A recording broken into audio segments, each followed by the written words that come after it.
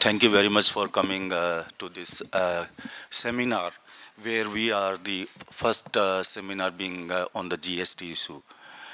Mr. Sujit Ghosh is our main speaker from the Advaita Legal, and I hope everybody knows, so he doesn't need any introduction.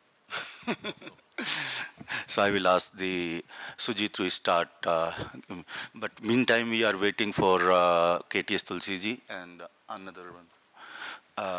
VIPs to come in. Thank you very much. Please close the door. Good afternoon, all. Thank you for taking time. So we have about 2 hours and then a half an hour Q&A. The whole objective is to try and make it as interactive as possible.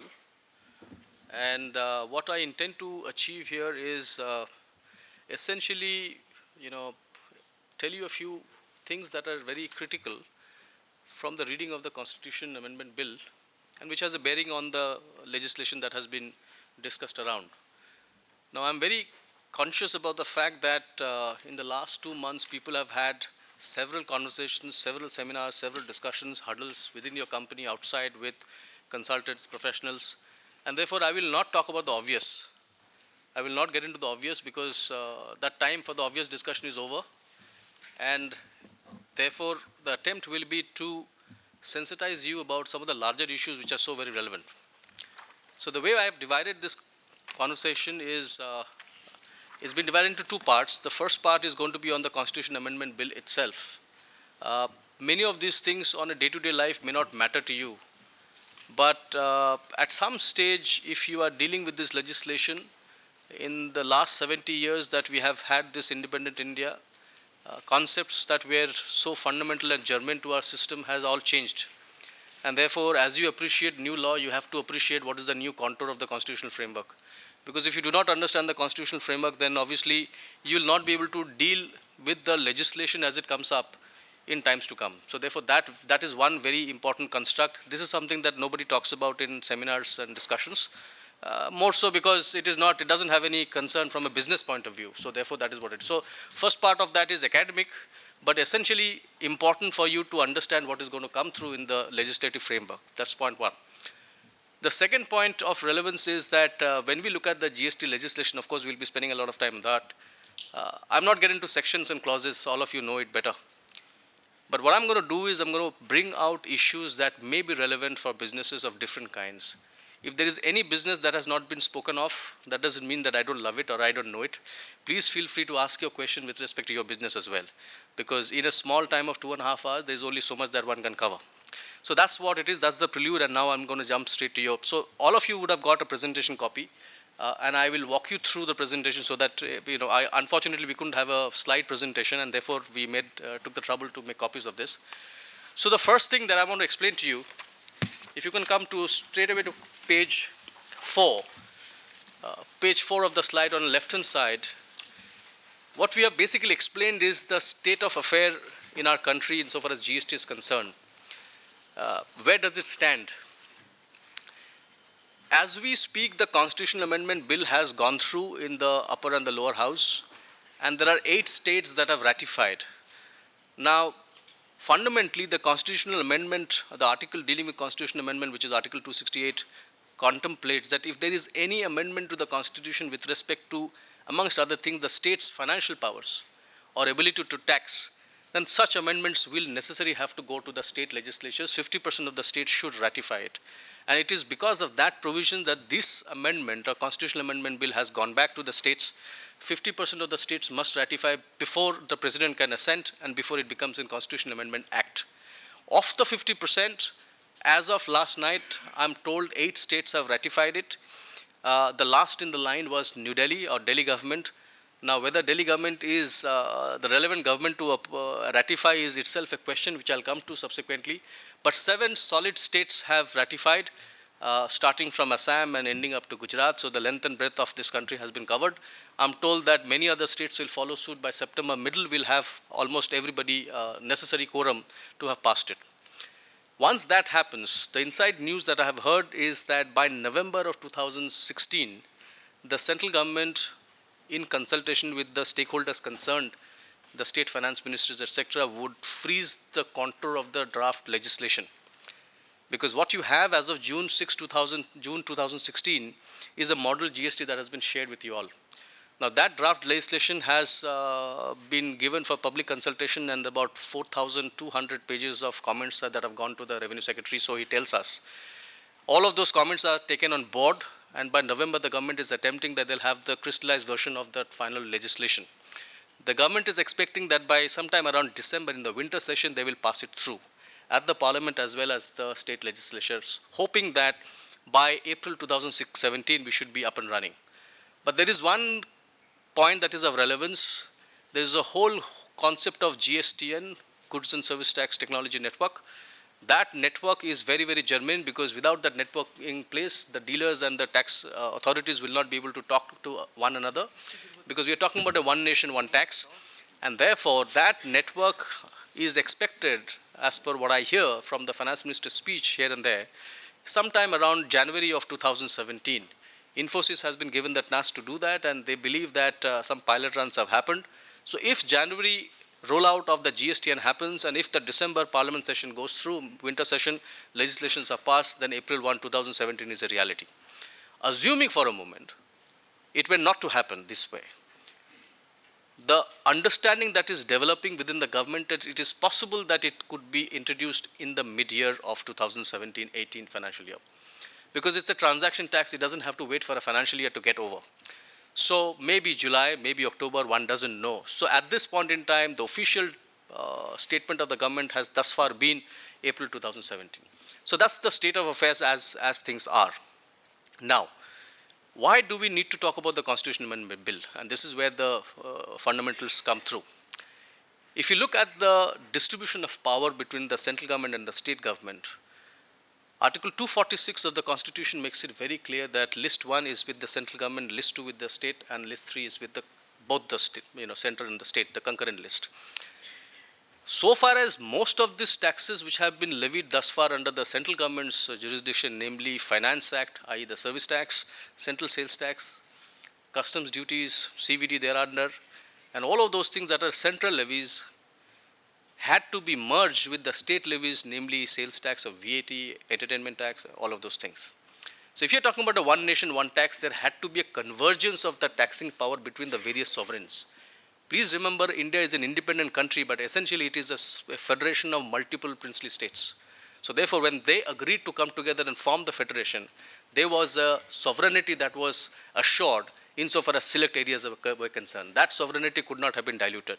So it's a long walk for them to denude themselves of their sovereign rights and make an attempt to have a convergence of that right between the state and the center, and therefore the goods and service tax provisions to keep the federal structure alive has been such done that there will be concurrent powers available with the central government and the state governments to impose GST. And the moment you talk about such a change, a fundamental change in the sovereign powers of the state and the center, you had to go through a constitutional amendment. And therefore, it was important that the taxing power of the central government and the state governments were diluted and brought into convergence, and therefore you had what is called an Article 246A. This is the new provision which enables GST to tick. You take 246A away, you have no GST in life. So Article 246 essentially says that the goods and service tax shall be levied on supply of goods or services or both by the central government and the state government. The only exception that they have carved out, rightly so, is that insofar as interstate supplies are concerned, that sovereign power continues to be with the central government. Now, interstate supplies is a very well-defined concept as of today, but that concept is also altering, and I'll come to that a little later. So, barring interstate supplies, which also includes imports, the domestic transactions of supply of goods and services shall henceforth be taxed by both the central government and the state government. And therefore, what we have is a dual GST, a CGST, Central Goods and Service Tax, and an SGST, State Goods and Service Tax, insofar as domestic transactions are concerned. Every interstate transaction and every import transaction will only be liable to an IGST, an Integrated Goods and Service Tax. That's the fundamental structure that you have. What has also happened is many of the other taxes like entry tax has also to be subsumed. So therefore, they will be borderless nation. But the one thing that irks the entire country today, and we don't have any clarity in precision, is what happens to things like octroi. But when you look at the constitutional framework as is being defined, there is no mention that octroi will be over. There is no clause in the Constitution which makes any provision to say that octroi will be over. In other words, the power of the municipalities to levy any taxes for their upkeep has been retained, and therefore I have every reason to believe that octroi is not a history. But entry tax, by whatever name called, is not going to be there at all. Okay? The third question that comes out is, what about cesses? There's a whole host of debate that is happening about these cesses, because, as you know, cess is something that is collected by the union, most of the cesses that we are used to, and retained by the union. It is not shared by the states, shared with the states. There is no appropriation of the cess between the central government and the state government, because cess is an instrument that the central government has often used to augur its revenue collection. Of course, it is meant for a specific purpose, but then that was a means of collecting extra money which they don't want to share with the state governments, insofar as the distribution of or appropriation of revenues are concerned. There is no mention of any of those powers having been diluted insofar as central government is concerned. However, there is one mention when we talk about the GST Council, which will come to a little later, where the GST Council seems to have power to make a recommendation of cesses that will be subsumed within the GST frame. So there is a ray of hope that some cesses may get absorbed, but some cesses may still survive. What those cesses are, what those cesses will be, time will tell. Of course, closer to November is when the GST Council will take birth, and as soon as they take birth is the time when they're going to take a view of these cesses to be subsumed or these cesses to be continued. Okay, so that's the other point that has to be kept in mind. The third is, as they are designing the GST framework, the governments of the states felt that much of their revenue depends on the petroleum sector, because those are high volume transactions, and historically, I don't have the empirical data, but I wouldn't be surprised if it is more than 40 to 50% of the state's revenue coming from the sale of MS or HSD or petrol or diesel, as we all call. What the government has done as a balancing act, I would say, that these 5 products, crude, MS, HS, ATF, and natural gas, for the time being has not been kept within the realm of GST. Okay? And the reason for that seems to be the revenue fear that the states have that they will lose out if these goods were to be brought into GST net. Good or bad, we'll discuss later, but as things stand, for the time being when GST goes live, these petroleum products will not be part of the GST frame. They will continue to be liable to the current tax regime that they are. Alcohol for human consumption is never going to be in the GST net. Okay, it will never be in the GST net, because in the Constitution itself they have made an exclusion that GST shall not apply to alcohol for human consumption. And until the Constitution again gets amended, I don't know when it will happen, what will the political dynamics, what will be the tyranny of number in the Rajya Sabha, we don't know, and therefore we can't tell whether this products will be within the net or not. That apart, there is some doubt that is floating about the fate of electricity, fate of tobacco, which I'll come to subsequently as we go down the discussion. One fundamental thing that has changed is that henceforth the levy of tax is going to be a concept called supply. It's a supply of goods or a supply of services. Gone will be the days where we will be talking about sale of goods or manufacture of goods or rendering of services. Okay? So therefore the whole concept of supply is a very unique concept, and the concept of supply is also dependent upon, or the levy of tax is also dependent upon this new concept called place of supply rules. Place of supply rules essentially is used in other jurisdictions between the EU, let's say, or maybe between conglomerates of countries that are working, where they say that which country will have the power to levy tax, where has the supply taken place. So since India is multiple countries woven together into one federation, if I were to call, it was very important that for domestic transactions to have what is called a place of supply, for you to decide whether the tax should be paid insofar as the state of Delhi is concerned, or Maharashtra or Karnataka and what have you. So therefore, place of supply is a very, very fundamental concept. We'll come to that a little later. So supply as a concept and place of supply as a concept are two new concepts that have been given to us, and therefore we need to understand our businesses basis these two concepts. Okay? So that's the broad level understanding of GST. I'll straight away jump to the constitutional amendment. If you kindly come to page 7, you will have those articles that have changed. I'll quickly take you through what these articles have to say, and then I'll point out 9 issues in my mind, there are 9 issues that comes out from the Constitutional Amendment Bill, which need some amount of deliberation and debate. And if you like it, maybe INBA can make a representation to the government to consider some of these issues. So the first amendment that has happened is Article 246A, which is the fundamental basis on which GST will ever get levied. Okay? So 246A gives the power to levy a goods and service tax. It is going to be notwithstanding anything contained in Article 246. 246 is the general power to levy tax under which the government of India and the state governments have been thus far legislating. So 246A is an exception to 246. So 246A is your baseline rule for propriety to levy a GST. That's point one. 248, which has been the residuary power of the government of India or the central government to bring in any taxes which is not covered by the state or the concurrent list, that has been reined. And I use the word reined because often enough 248 read with entry 97 list 1, which is the residuary power of the central government. The central government has been introducing taxes which are not found in the concurrent list or the state list. Example of that is the equalization levy that was introduced recently in this budget. So this 248 and entry 97 list 1 was, to my mind, the sweeping power available with the central government to bring in any tax that they would want to like, considering the restraint that it has, i.e. it could not have impinged upon the state's proprietary and the center and the concurrent list proprietary. But what they have done is, this 248 has been reined to say you will not use 248 insofar as GST is concerned. Okay? So anything to do with GST, 248 is out of bounds. Okay? So that's what they have said.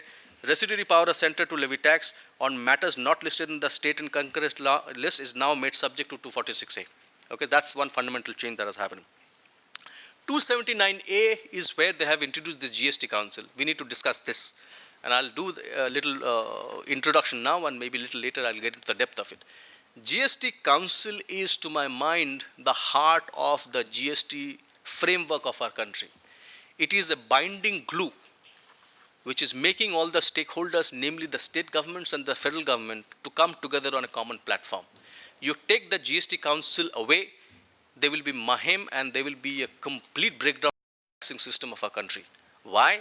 Because it is this GST Council that is going to make a recommendation to the Parliament and the state governments with respect to the rate of tax. And we have seen enough debate in the Parliament on so far as the GST rates are concerned. So this body, which is a recommendatory body, will decide the rate, will decide what are the exemptions and concessions that will be made available, and various other things that are fundamental to the working of the GST in the country, including the mechanism to make sure that the states do not bolt out of the system. In other words, it shouldn't happen that there is no line of convergence between the states. It shouldn't happen that Kerala wakes up and says, I don't follow this GST and I will have my own rule. Okay? So it is a binding glue, making sure that all the stakeholders stay on course, and there is a synchronized approach to a harmonized system of legislation and levy called GST in our country. So this is a very important thing. I'll come to in detail about the controversies around it. Now if you look at list 1, the entries of relevance, 92C has been deleted, which means the central government's power to levy tax on sale of newspapers, etc., that has gone away. 92C, tax on services, has gone away. So levy of service tax was happening under 92C, it has gone away.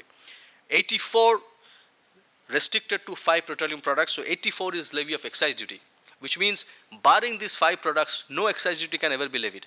These 5 products are natural gas, crude petroleum, ATF, MS, HSD, etc. Which means the central government has themselves created a fetter on some of these existing powers that they had. At the state level, similar restrictions have happened. Your entry tax provision, which is entry 52, is gone, which means you can never have entry tax at all, ever. Okay, it is not that anybody can wake up unless they amend the constitution. That's the validity of this. Then tax on advertisement has gone.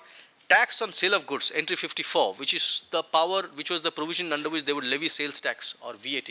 That has been restricted completely, and it is now possible to levy sales tax only on these 5 petroleum products. Nothing else will be subject to sales tax or VAT, so to say. And entry 62, which used to be a tax on luxury, baiting and entertainment, that has been now restricted, that this tax can be levied by the panchayats, okay, and local bodies or regional councils, so to say. So entertainment tax remains, but when imposed by a panchayat or regional council. Otherwise, at a national level, all of that is gone. Okay? The next page, you have the definition of GST. For the first time, any constitutional document is defining a tax.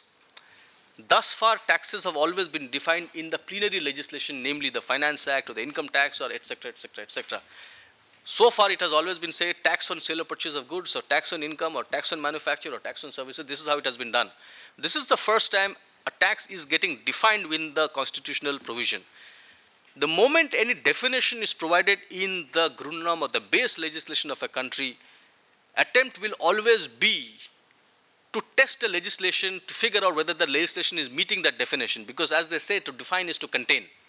So if there is a definition provided in the Constitution, the legislations that they pass thereafter will have to necessarily meet that definition that is so provided in the Constitution. So you have the definition which specifically says it's a tax on supply of goods or services or both, except taxes on supply of alcoholic liquor or human consumption.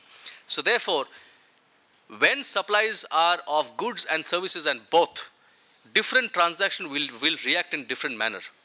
When a transaction is of both, then you will have to have rules of engagement to figure out how such dual transactions are to be taxed. So it's very simple to find out that tax on supply of goods, tax on supply of services. When there's a tax on supply of goods and services both, then there has to be a mechanism to ascertain how those transactions look and appear, and therefore there has to be an explanation provided in the base legislation of what dual transactions are. And this legislation that we have does not provide any mechanism to understand how these dual transactions take place. All they have is a definition clause which talks about composite supply of goods and services or composite supply of multiple material. But what happens to composite supply is not been envisaged at all. Contra to that, what they have also done is they have defined various services, which I'll come to a little later, but suffice it to say, when they define various services, they have also said deemed sales like leases or deemed sales like works contracts or services. Intuitively, these are transactions where there is a supply of goods and services both. Okay? So while you have deemed something as a services, it means it's a tax on supply of services. It is not a tax on supply of both. But then your constitution says that the power is with respect to supply of goods or services or both, which means there has to be three different mechanisms: qua supply of goods, qua supply of services, qua supply of combination. So this legislation should be looked at from that prism. What happens to the operative provision insofar as composite supplies are concerned? The existing legislation begs a lot of question on that aspect alone. We then come to services. Services have been defined for the first time in any base legislation in the Constitution. Hitherto in the past, services was never defined. In fact, under the Finance Act, one has had several challenges to find out what is a service, because the Finance Act always used to say taxes shall be levied on taxable services. So taxable services was defined, services was never defined. What we have for the first time is a definition of service. And the way services have been defined is that the entire universe is goods, anything balance is services. That's a nice way of defining it. But then there are complexities that comes when we look at the plenary legislation, which I'll take through a little while later. Goods has always been defined in the Constitution, any articles, commodity, etc. That's fine, that's all standing. And there is a sharing of revenue between center and state, which has also changed. Now remember, this may not be relevant to us as professionals, but if you are looking at the economy, if you are testing the economy and trying to figure out whether GST will create ability for the governments to have buoyancy, and I'm going to the economic aspect of GST, the sharing of revenue is a very fundamental tool to figure out whether there will be economy buoyancy or not. Because if the states do not get the revenue that they need, then obviously GST is going to be a failure. Okay? So therefore, the sharing of revenue that we have to understand in the context of GST is as follows. There has been a fundamental amendment in the manner in which the revenues are to be shared henceforth between the central government and the state government. Hitherto in the past, the central sales tax was collected but assigned by the states, assigned to the states. So even though it was a central legislation, the origin state from where the goods moved would always be the state that would retain the monies. They had the full propriety over that. Okay? All other taxes was appropriated between the state and the central government based on a certain number and a procedure that the Finance Commission would provide for. That was called the devolution of the monies, and the devolution of the monies, as per the last Finance Commission that I read, talks about 42% of the total kitty of the collection of taxes in the country was devolved back into the states, and that is how the states were running. The local taxes collected by the states would always be appropriated by that particular state. So the states were earning money from three areas. A, CST was totally assigned to those states from where the origin happened. B, the local taxes that they would collect on their own, and C was part of the appropriation of taxes collected by the central government and passed on to the various states based on their population, demography, and what else. Okay? However, since CST is no more going to be relevant in the context of GST, that concept of assignment of revenues on interstate supplies specifically to the state governments concerned is done away with. Now that is the reason why the states are worried. You would have often heard that states are asking for compensation from the central government for getting into GST. That has been a bone of contention. 5,000 crores, 30,000 crores, I don't know. The whole problem was this CST was to be taken away because the assignment would never happen, because we are moving from a origin-based taxation to a destination-based taxation. In an origin-based taxation, the origin state would have collected the monies. In a destination, it should go to the destination state. So therefore, each of the states which were heavily manufacturing-driven, which were pushing goods into the market in other states, were worrying. And this 2% was a large sums of money that they were having to forego. So therefore, what the revenue sharing model has happened, if you come straight away to the next slide, slide 10, this is what is relevant for you. In the second bullet point on the right-hand side of the column, CGST that is collected in every transaction, IGST used for payment of CGST, and quantum of IGST apportioned to the union. This shall be distributed between the union and the states in a prescribed manner. This is how the devolution will happen. In other words, SGST will stay with the states. Whatever SGST is to be collected by a given state in any transaction shall always remain with the state. There is no devolution, there is no appropriation, there is no assignment, nothing happens to the state. So the whole game is about CGST and IGST. It is that money that will come. So the CGST that the state triggers, which is actually a central goods and service tax, it is not to be taken only by the central government. Part of that will come back to the state government, but not necessarily to that state government that created the CGST. It will come back to the state governments as a whole by virtue of allocation and attribution that the finance commissions shall provide for in terms of the mechanics. The IGST that is collected, that will be collected henceforth, which is effectively a central government levy, will also get appropriated amongst the state and center in a certain percentage. Okay? And what is interesting is the CGST, the quantum of IGST. So when the IGST is to be distributed among the state and the center, the states would have got their share. But the IGST that comes to the central government will also then go back to the state government by way of a devolution. So the three mechanisms through which the states will get the monies henceforth: A, SGST, B, the CGST portion that comes back, and IGST portion that will come back to the state. So therefore, the government is expecting that through this mechanism, which is a fundamental shift from how sharing of revenues used to happen, the states would remain viable in their economy. Okay, so that's one new concept that has been brought out. Now coming to GST Council. Now GST Council, if you see on the right hand side of the slide, it lists out all the areas where it will give recommendations. One of the recommendations is the rate issue itself. Okay. GST Council will also recommend what will be the base legislation, the draft legislation, which means a lot of drafting work has happened by people from the Ministry of Finance, because the constitution of the GST Council is going to be the finance minister of the country, the revenue secretary of the country, and then the state finance ministers of all the states. So it's basically the finance team that has been, so far I hear and I see, has been involved in the drafting of this legislation. It is the IRS officers who have been drafting, and I'm not sure whether the Ministry of Law is involved at this stage. At some stage, Ministry of Law will need to be getting involved. So with the greatest respect, when I look at the draft GST legislation, the reason why it smells of a legacy legislation is because it is those tax officers and IRS officers that have drafted it. It is actually like a cut, copy, paste of some of the existing provisions back into the new legislation as if it's an old wine in a new bottle. Okay, so that's why the GST Council has happened. But the GST Council has a large task to fulfill. It has to rein the states such that the states do not bolt, as I mentioned. It should not happen in terms of the experience that we saw when sales tax converged into VAT 2003-2004, when there was a revenue neutral rate of 12.5% that was planned, and then suddenly Kerala one fine morning woke up and made it to 13.5%, and then everybody followed suit.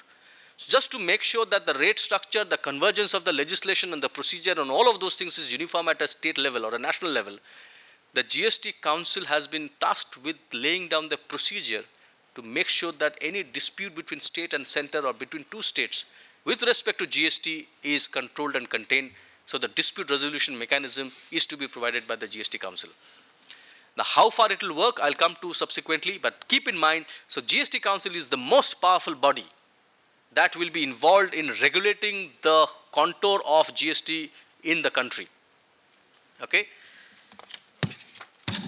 Now, there is one other point in the GST Council's scope. If you see the second last table in that page 11, special provisions with respect to Arunachal Pradesh, Assam, J&K, Manipur, Meghalaya, Mizoram, Nagaland, Sikkim, Tripura, HP and Uttarakhand. Sir, please come.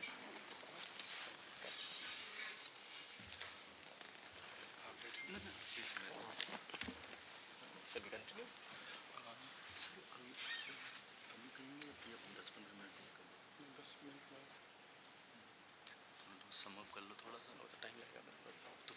हाँ sir बोलिए आप बोलिए उसके बाद okay.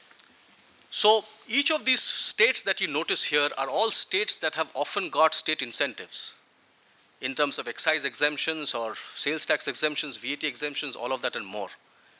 Considering the economic situation of these states and the strategic importance of some of these states, the GST Council has been tasked to also make recommendations of the fiscal regime qua these particular states.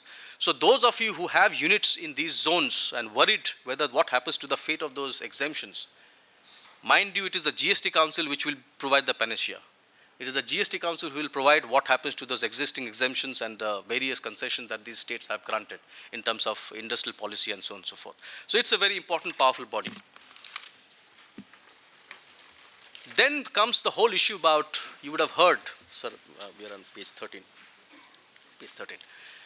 We have heard in the whole Parliament debate that, the opposition wanted this whole thing to be introduced by way of a finance bill as opposed to a money bill, and therefore I wanted to also share what is this great deal debate about this money bill versus finance bill.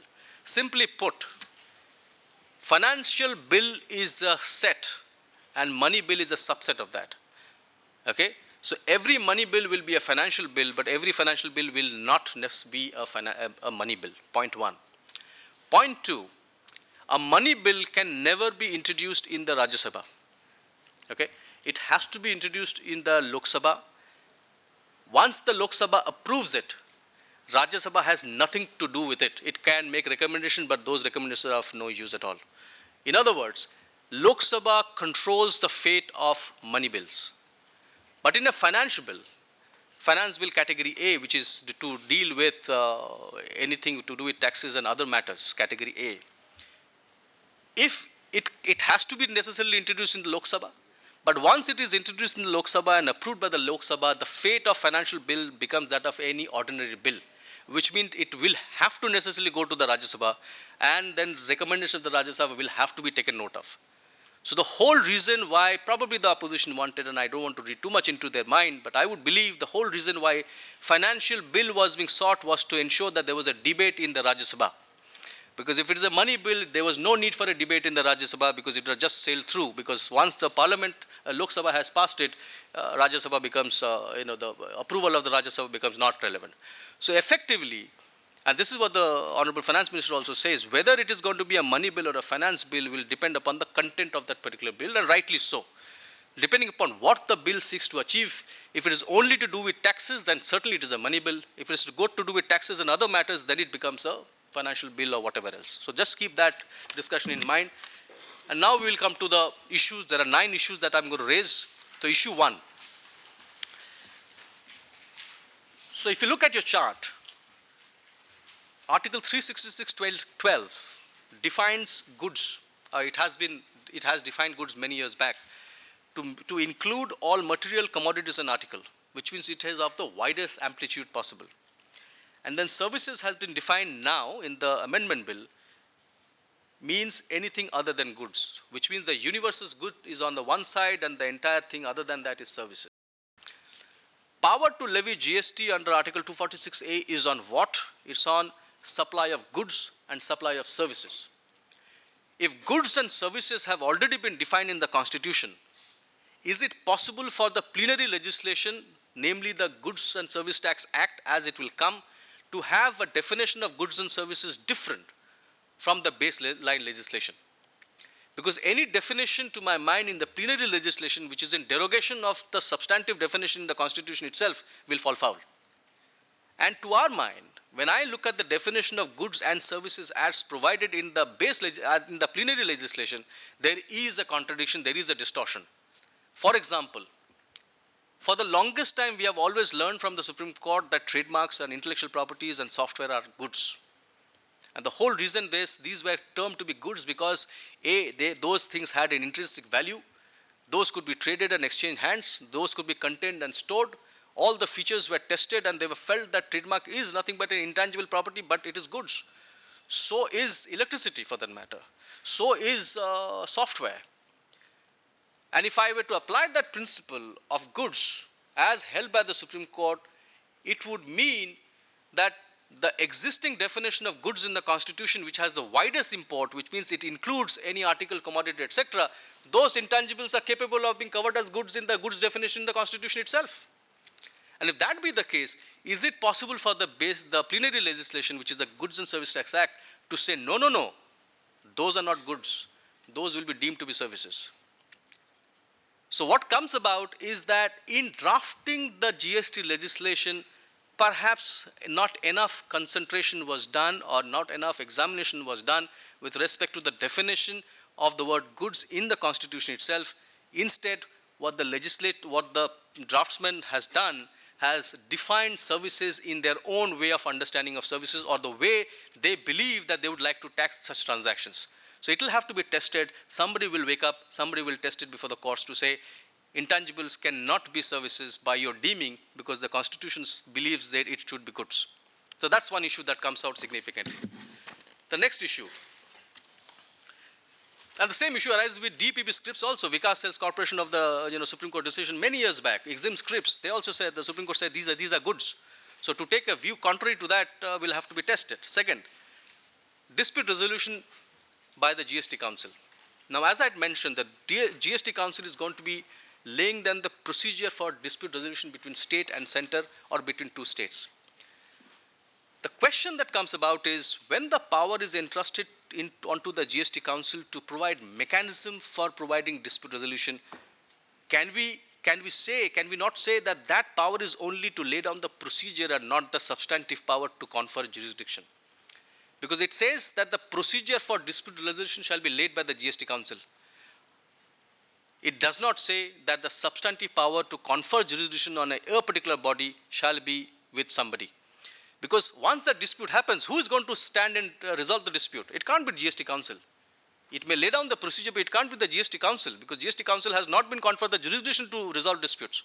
So Article 131 of the Constitution, which is the original power, original jurisdiction of the Supreme Court to deal with disputes between state and center should be the only provision that has to be invoked.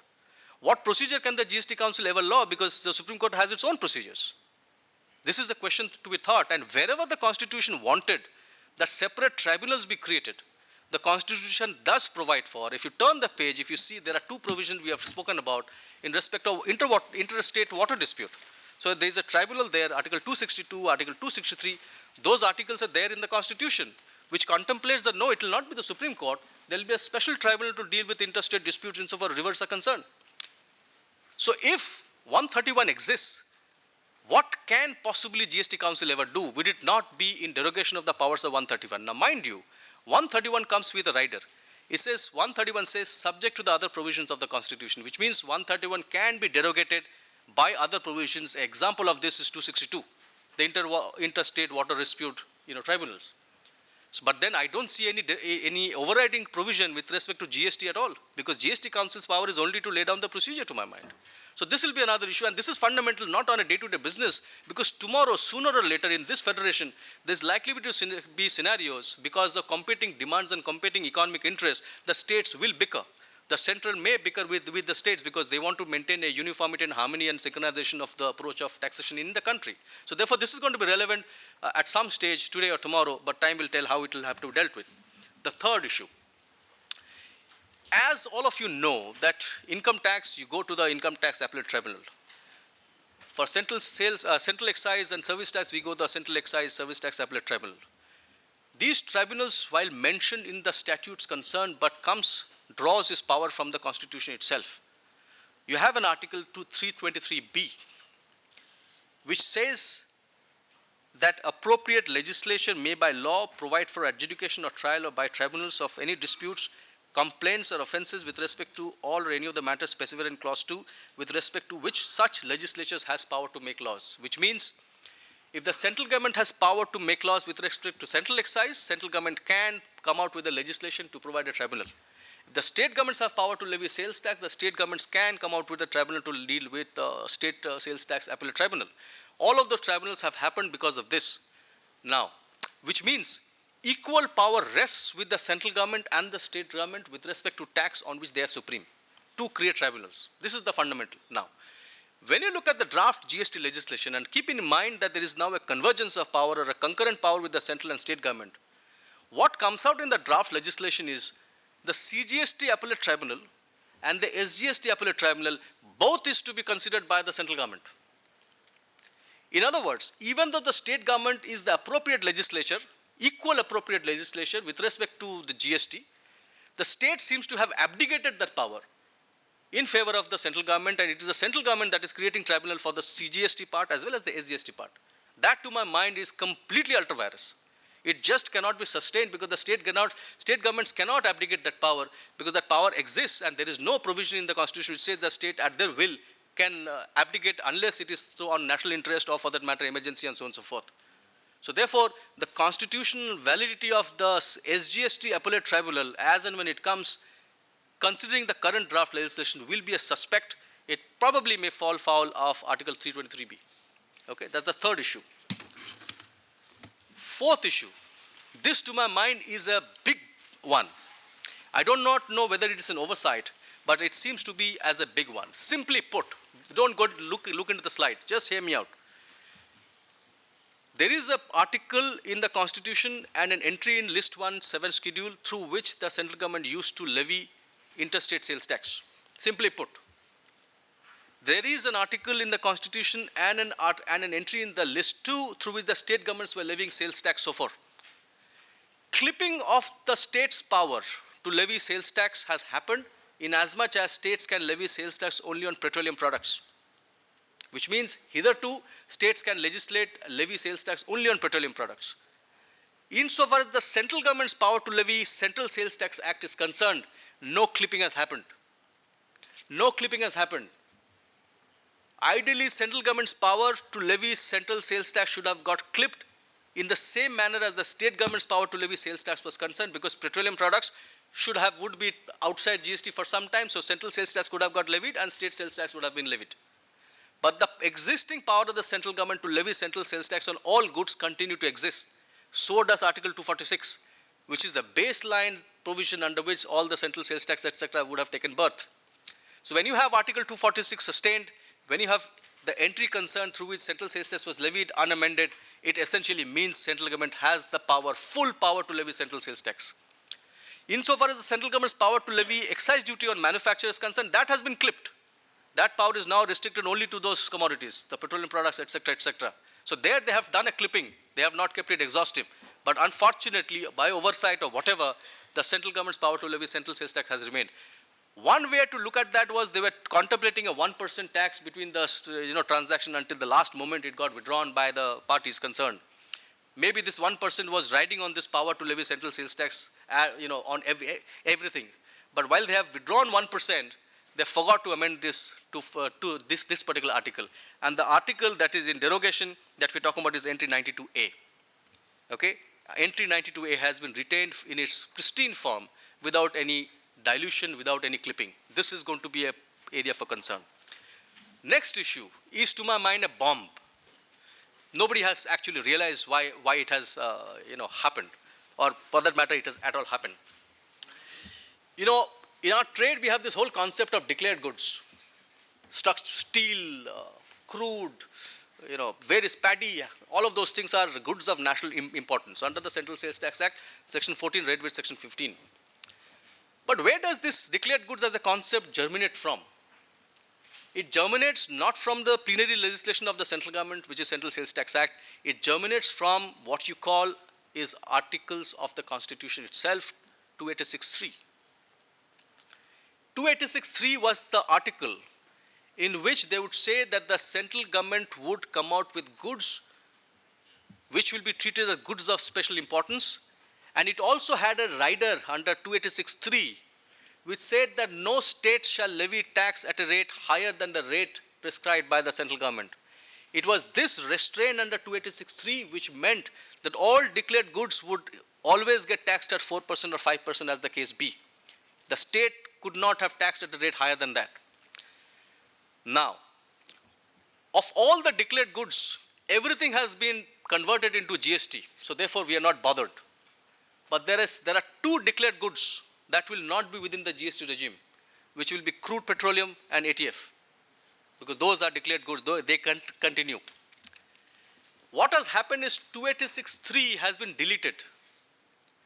Article 286(3), the article through which the states were hitherto restrained from levying tax at a rate higher than 4% has been deleted, which means that states are now at liberty to levy tax on goods of any kind, so long as those goods falls within this basket at a rate that they wish.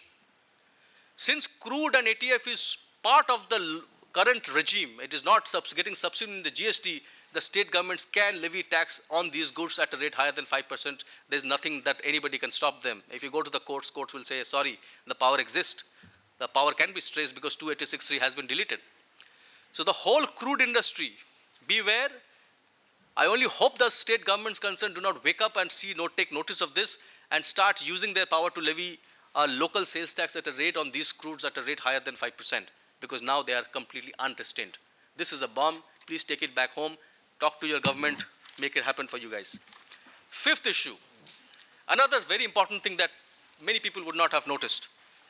Anywhere, any association, any seminar, anywhere you go, people say, oh my God, CVD has been withdrawn, so has ACD or SAD or whatever else that is called. So what you will have is only a basic custom duty and nothing else. What is the nothing else? Nothing else is CVD and SAD. CVD is levied under what? CVD is levied under the Customs Tariff Act, Section 3(1). What is SAD levied on? SAD is levied under same Custom Tariff Act, Section 3(5).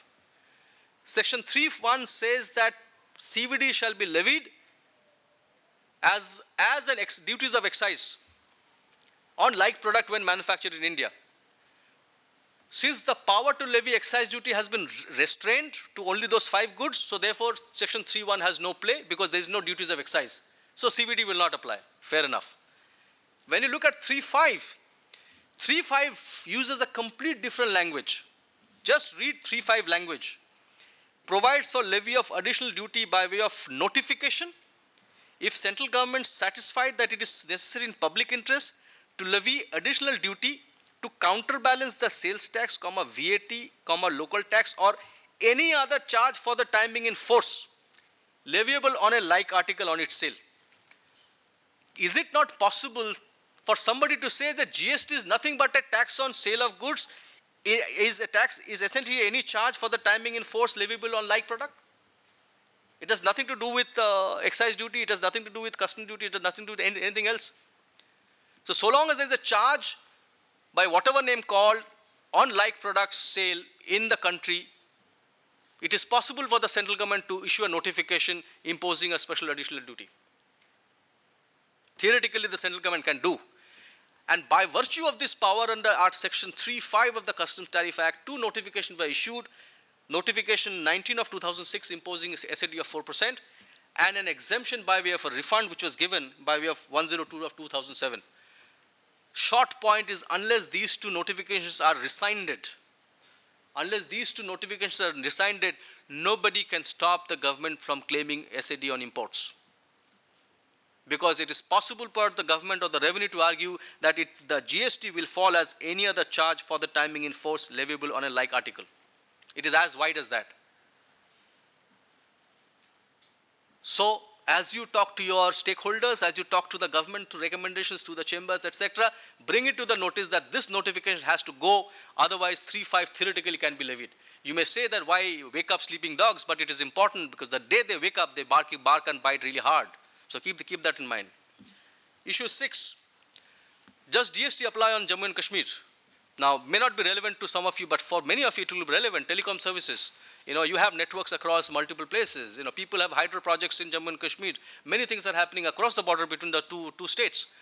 The draft legislation seems to make a statement that it shall be applicable to the whole of India.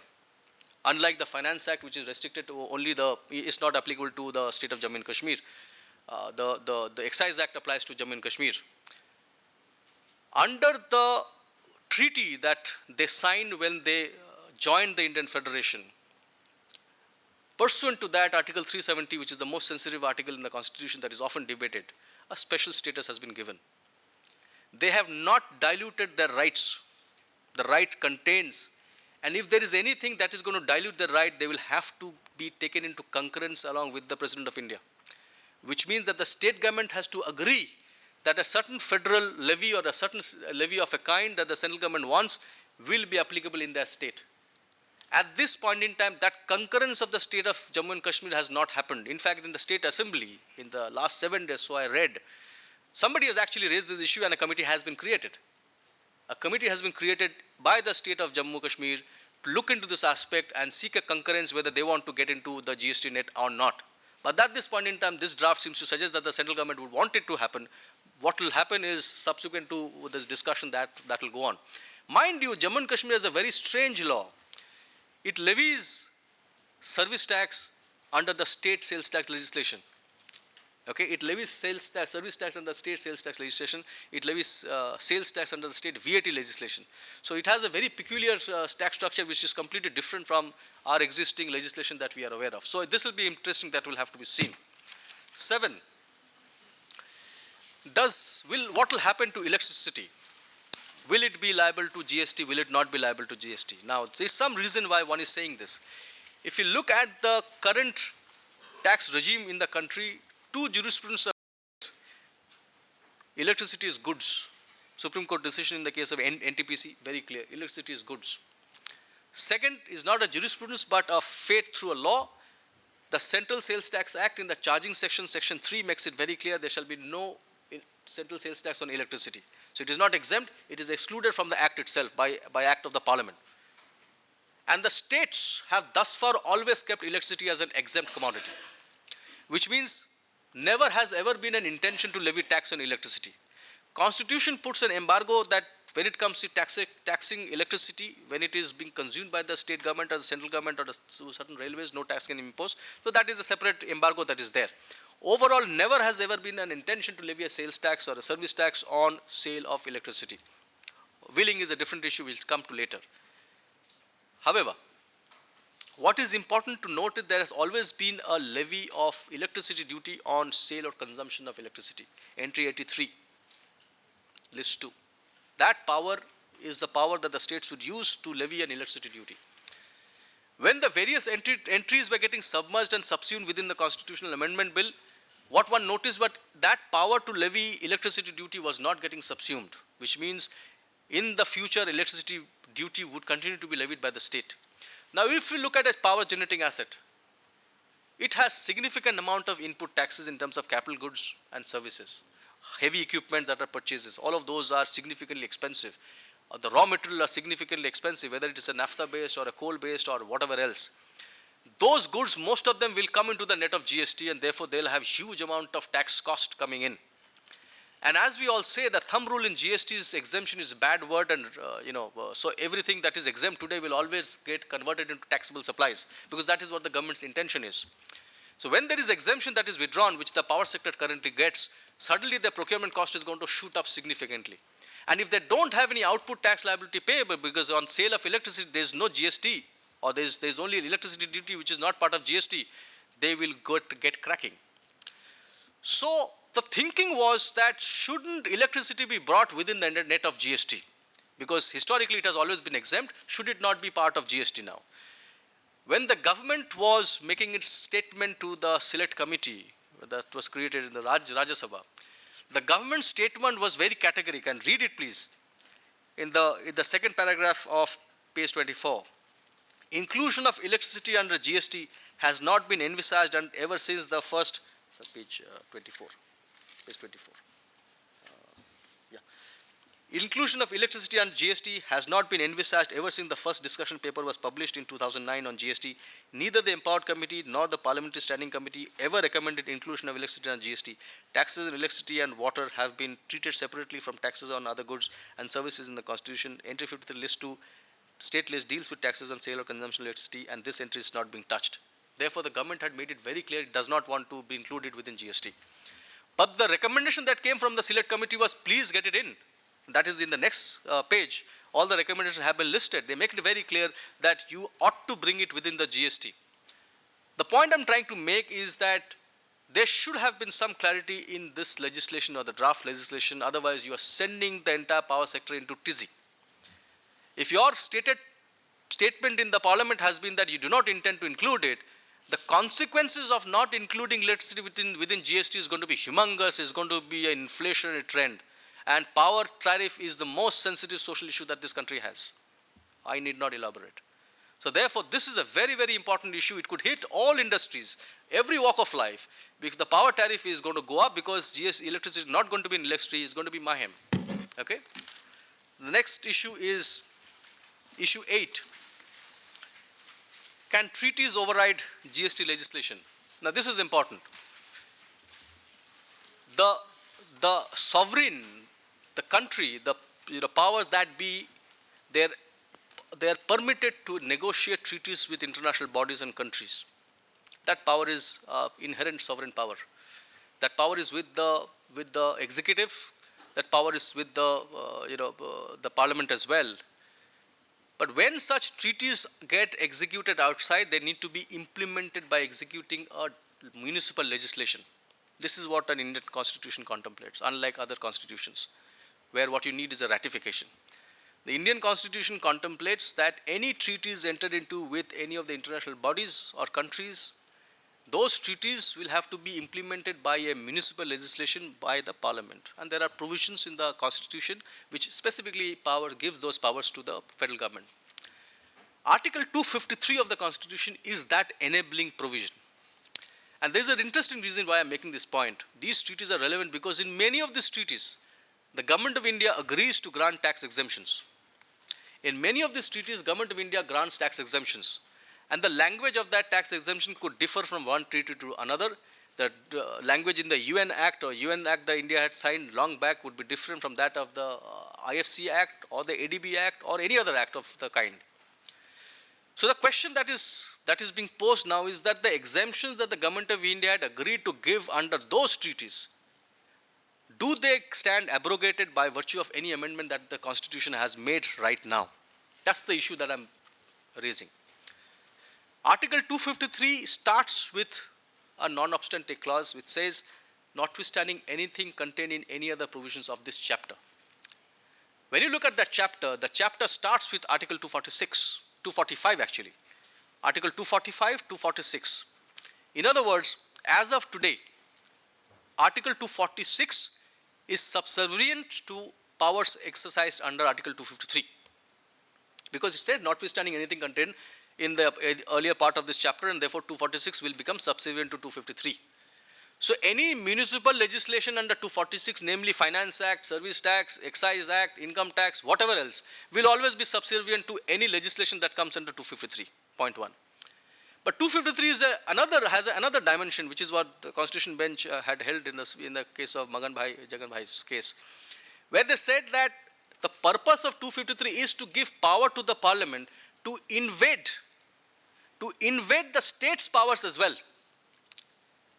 So, under 246, 1, 2 and 3, 1 gives to the Parliament, 2 gives to the state government and 3 is the concurrent. That's how the power is, right?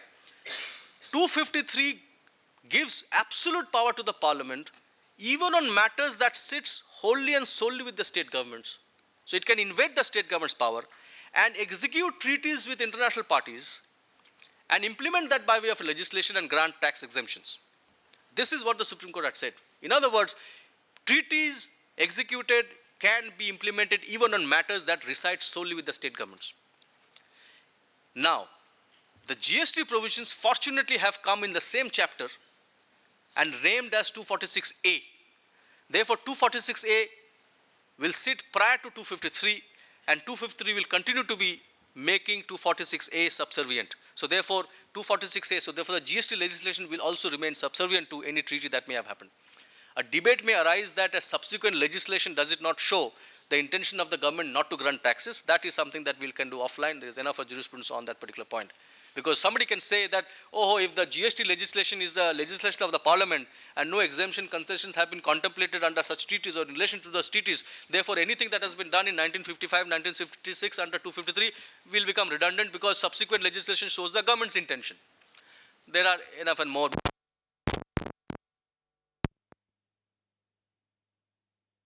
Know the existence of those earlier acts, and therefore they can say that.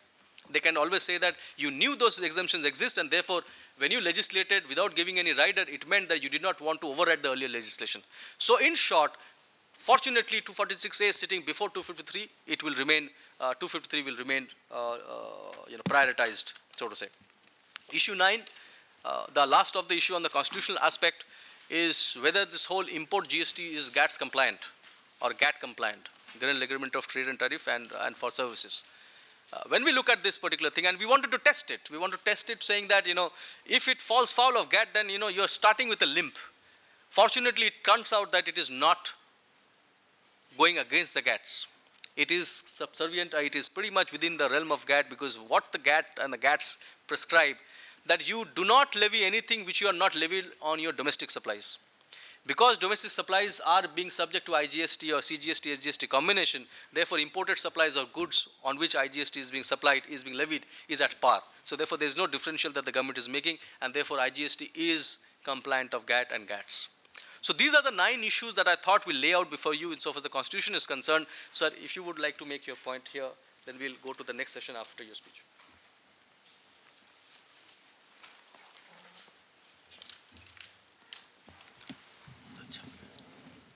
My speech is only to congratulate Mr. Sujit Ghosh for a very in-depth analysis of not only the tax laws but also the constitutional provisions. It seems to me that he has gone in greater depth than even the committee did. And the committee was also hamstrung by the fact that GST had become a political issue. And the opposition could do only so much to point out the inconsistencies or the problems.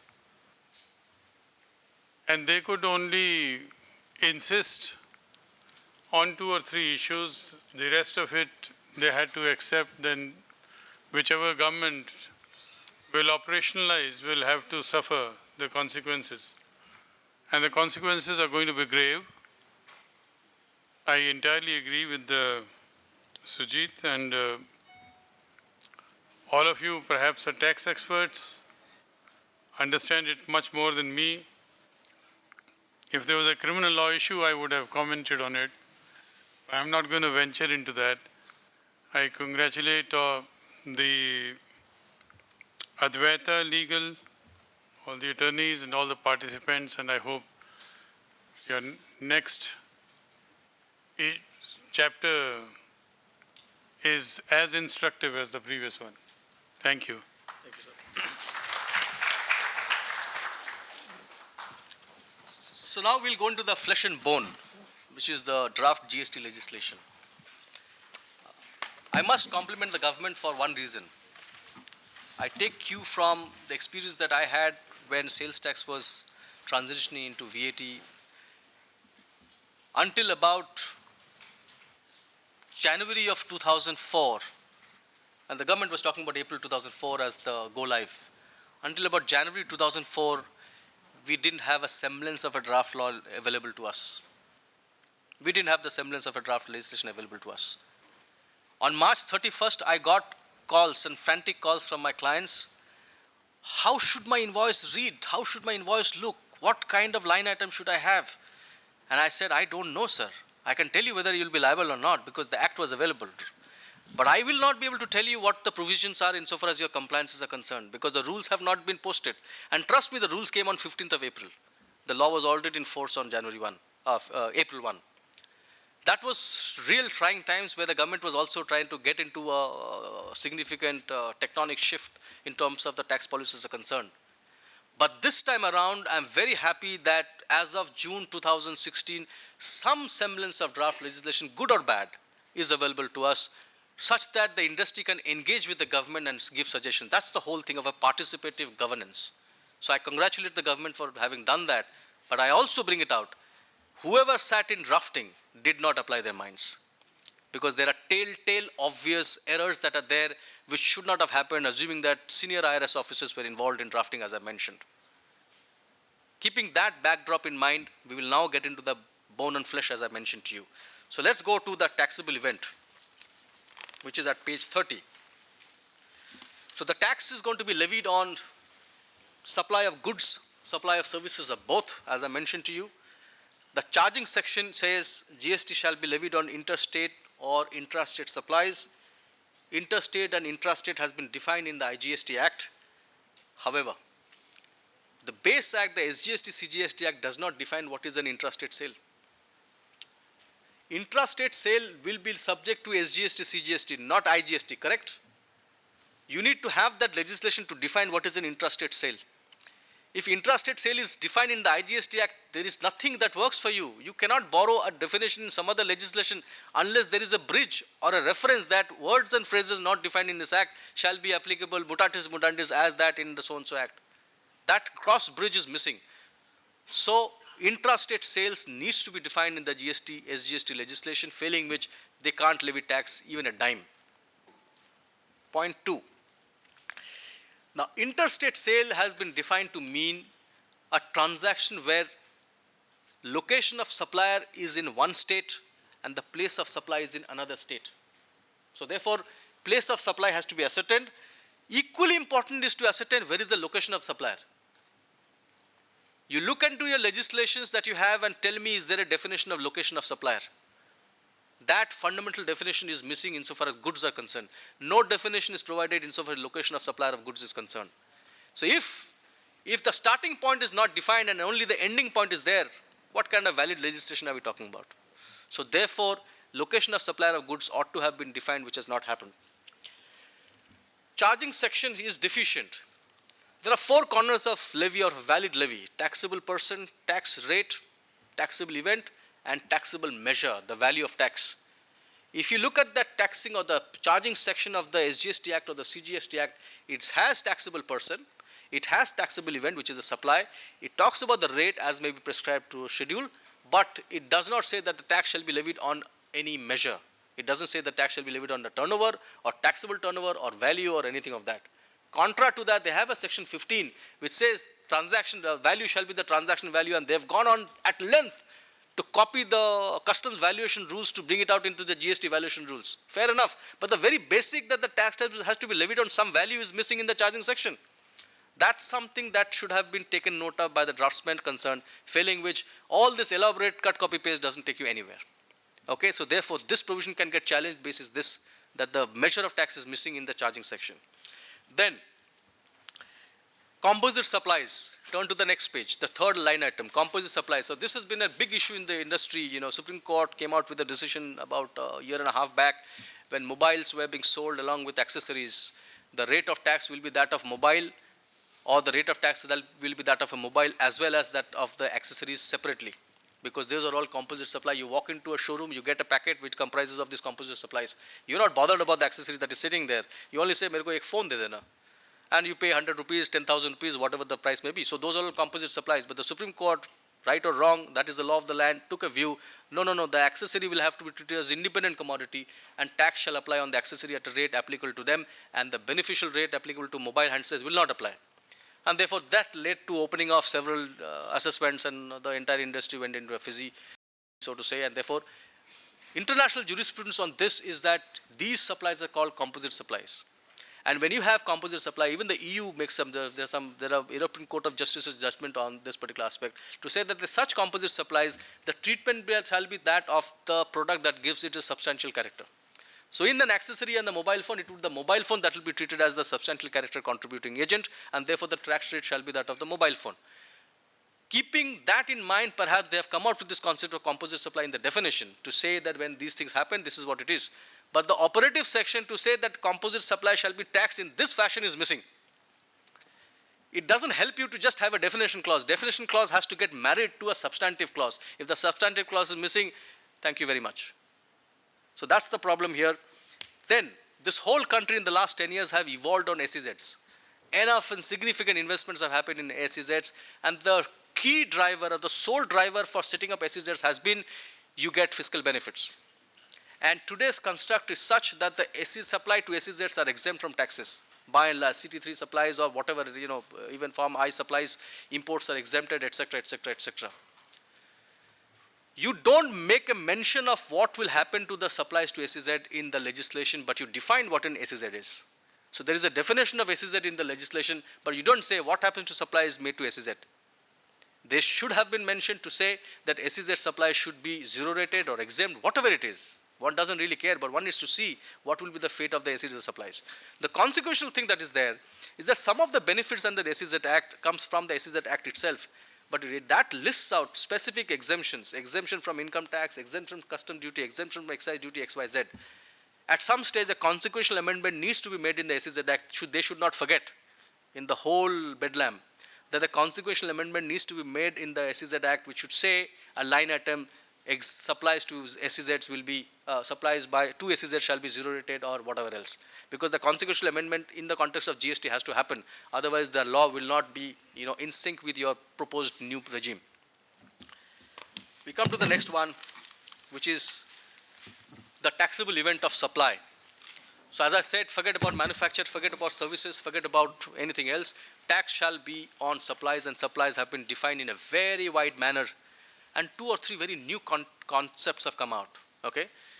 First new concept that has come is barter exchange is also a supply. And I am raising this point, may not be relevant to many of you, but petroleum sector it may be relevant.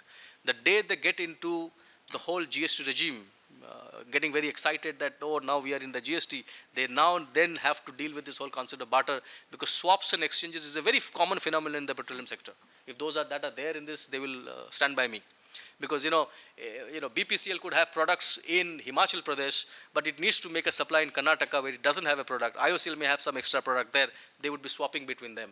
So BPCL's IOCL supplies will be made available to BPCL theoretically in Karnataka and then to the customer. So there is a swap that happens in the industry, and swap happens in common parlance elsewhere. Good old days. I have seen my mother give away old sarees, and we would get all kinds of utensils. So that used to happen. So those swaps happen in the industry. In the past, Supreme Court had made it very clear in the context of sales tax to say that in a swap there is no consideration, because sales tax can be levied only on consideration. And consideration used to be defined, or the sales tax used to be defined, or the levy was defined on sale shall be transfer of title in goods for consideration, which is money or money's worth. That's how it has to be defined. And they said that the word consideration has to be defined in a manner applying adjudicem generis to say it will have to be something which is money or money's worth. So gold coin could be consideration, demand draft check, etc. could be consideration, but something in kind cannot be consideration because it is not money or money's worth. Okay? Therefore, they said that barter will never be taxed. Okay? That is what the jurisprudence was. Strikingly, state of Gujarat defined sales to include barter. I don't know why they did not challenge it, people did not challenge it, but be that as it may be, now you have supply to include barter. Now look at it this way. When I am bartering, when I am supplying something, let's say this bottle of water to that camera, my supplies, the subject of supply is this bottle. And also all of you would know that for a contract to be valid in law, there has to be consideration, reciprocal promise. So the reciprocal promise that I am getting is that camera. That is the consideration therefore. Okay? So therefore, for supply of bottle of water, the subject of supply, the consideration that I have received is the camera. Fair enough. But in his hand, he is also doing a barter. He is also making a supply. Because he has supplied the camera, the reciprocal promise of this could be the bottle. You look at it, half glass, glass empty or glass full. Is it two-way supplies? The tax has to be paid by me as well as the tax has to be paid by that person. And if you do not define who will pay the tax, you will go into circular reference. So therefore, when they say barter shall be a supply liable to tax, they ought to say which part of the transaction shall be barter and which part shall be treated as consideration. Because something that is a consideration for a transaction cannot suddenly convert into a subject of supply when you reverse the transaction. So therefore, it is very important. Something that is a consideration has to always be a consideration. It cannot be a subject of supply. So the camera in this exemption cannot be a supply on which tax should be levied. But that clarity is missing. And this will be a big issue because our economy is getting so dynamic and the nature of transactions are so dynamic. Exchanges and barters are a common phenomenon in today's world. So that is one. The second new concept that has been brought out is certain supplies made for free shall be liable to tax. Okay? Stock transfer is one reason, one transaction that can be conceivably thought of. Now, the whole purpose why stock transfers have been made tax is honorable, understandable, because they wanted to make sure that the credit flow goes through seamlessly across the length and breadth of the country. I have no problem with that. Why do you levy tax on stock transfer of services? Because understandably, supply of goods is easy to trace. So from Maharashtra manufacturing to a warehouse in Karnataka, you can trace, yes, goods have moved, understandable. But in the whole world of services, where there could be a corporate that could be using back offices in Karnataka and some employees sitting in Delhi who will be doing part of the job and some services will happen from Maharashtra, there could be crisscrossing of employees working within the same company, passing on services to one another. You want to say that this is a stock transfer of services and levy tax on that? That, to my mind, looks very strange because that is what is going to happen. Because if every taxable person in any location, in any state, when they make a free supply of services to another taxable person of the same entity as well, will now be liable to discharge tax. Now, the problem that will happen is what do you levy the tax on? What is the value for that? The value for that has to be determined by the valuation rules, that complex rules that they have prescribed. And you know what they say? They say that the value shall be of like services. How will you define what is the like services for something that your own employee has given to you? You will go around in the market trying to do a benchmarking survey. So I think the government should be sensitized about the whole fact that the valuation of services is probably the most complicated thing. Why ask a company to itemize and figure out multiple crisscrossing of services across the length and breadth of the company, of the country within the same company? So this is another issue that we are likely to see. We'll now move to the next point, which is import of services, okay, which is a new concept. Hitherto in the past, import of goods is what you were concerned with. Now on import of services, we used to have this concept of reverse charge. The reverse charge concept has now come as a forward charge or whatever you may call it. It will now have to be paid by everybody who is importing services. Insofar as services, you will have to pay the service even if it is a free import. Even if you don't pay for the services, you shall have to pay the tax on that. So that's a very new concept which hitherto was not there. Then comes head office and branch office service. This is convoluted, but simply put, if there is a transaction between a head office in India and a branch office in Dubai, let us say, for some project, sir, thank you, sir, thank you. Thank you. If there is a transaction between head office and a branch office is based out of Dubai, and there are some services that have been supplied. Ordinarily, we would have said it's an export of services, because maybe there are some expenses that are incurred, some costs have been incurred, and therefore, what they say now is if the transaction between the head office and branch office, and where the head office and branch offices are merely offices of the same entity, okay, merely offices of the same entity, it will not be treated as an export. Now, what does the word merely mean? I mean, does it mean that so long as the head of the branch office is only working for the head office, therefore they are merely offices of the same distinct entity? However, when that branch office has its independent profit line and independent business, they are not going to be treated as merely offices of the same legal entity. So the word merely is very mysterious, and it could lead to interpretation which probably is avoidable. So might as well clear what do they mean by the word merely, else we are looking at some kind of trouble here. We then come to the next one,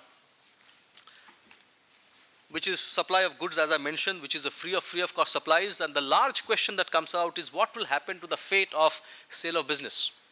Because in today's economy, reorganizations are common, slum sales are common, company reorganizations happen, and the question is what will happen if there is a sale of business? Now, if you look into the legislation, you don't see an answer straight away. So you'll have to use a microscope and a periscope, if you will, to try and get into the legislation. And what I found was we can take a position that sale of business should not be liable to tax even under the new law. And the answer comes out from two very fundamental things. The levy of tax is on any transactions carried on for furtherance of business. That is what they use. The word is furtherance of business. Many years back, the Andhra Pradesh High Court had taken a view in Coromandel Cement, and it's a celebrated decision, that closure of business cannot be said to be for furtherance of business. Closure of business is the end of the business, it is not furtherance of business. If I apply that jurisprudence, then clearly a closure of business cannot be said to be furtherance of business, since tax is levied on furtherance of business, therefore, sale of business cannot be subject to tax. That is one way in which it can be interpreted.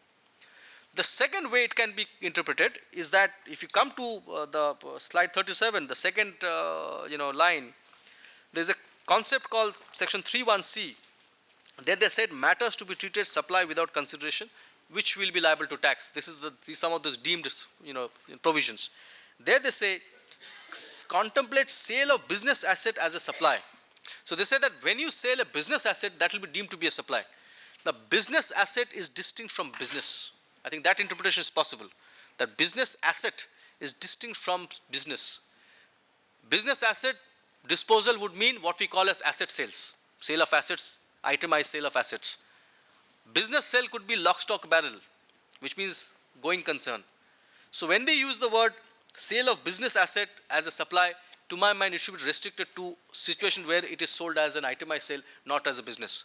So therefore, even on the second count as well, a sale of business cannot be deemed to be a supply and it should not be liable to tax. So these are the 2 points that comes out as the reason why I would believe that sale of business should not be liable to tax, but it is better that the government makes it very clear, because in international jurisprudence, in legislations, it comes out very clear that the supplies shall not include disposal of business as a going concern and so on and so forth. That much clarity is there. Why can't India introduce some of those things or bring it into their concepts?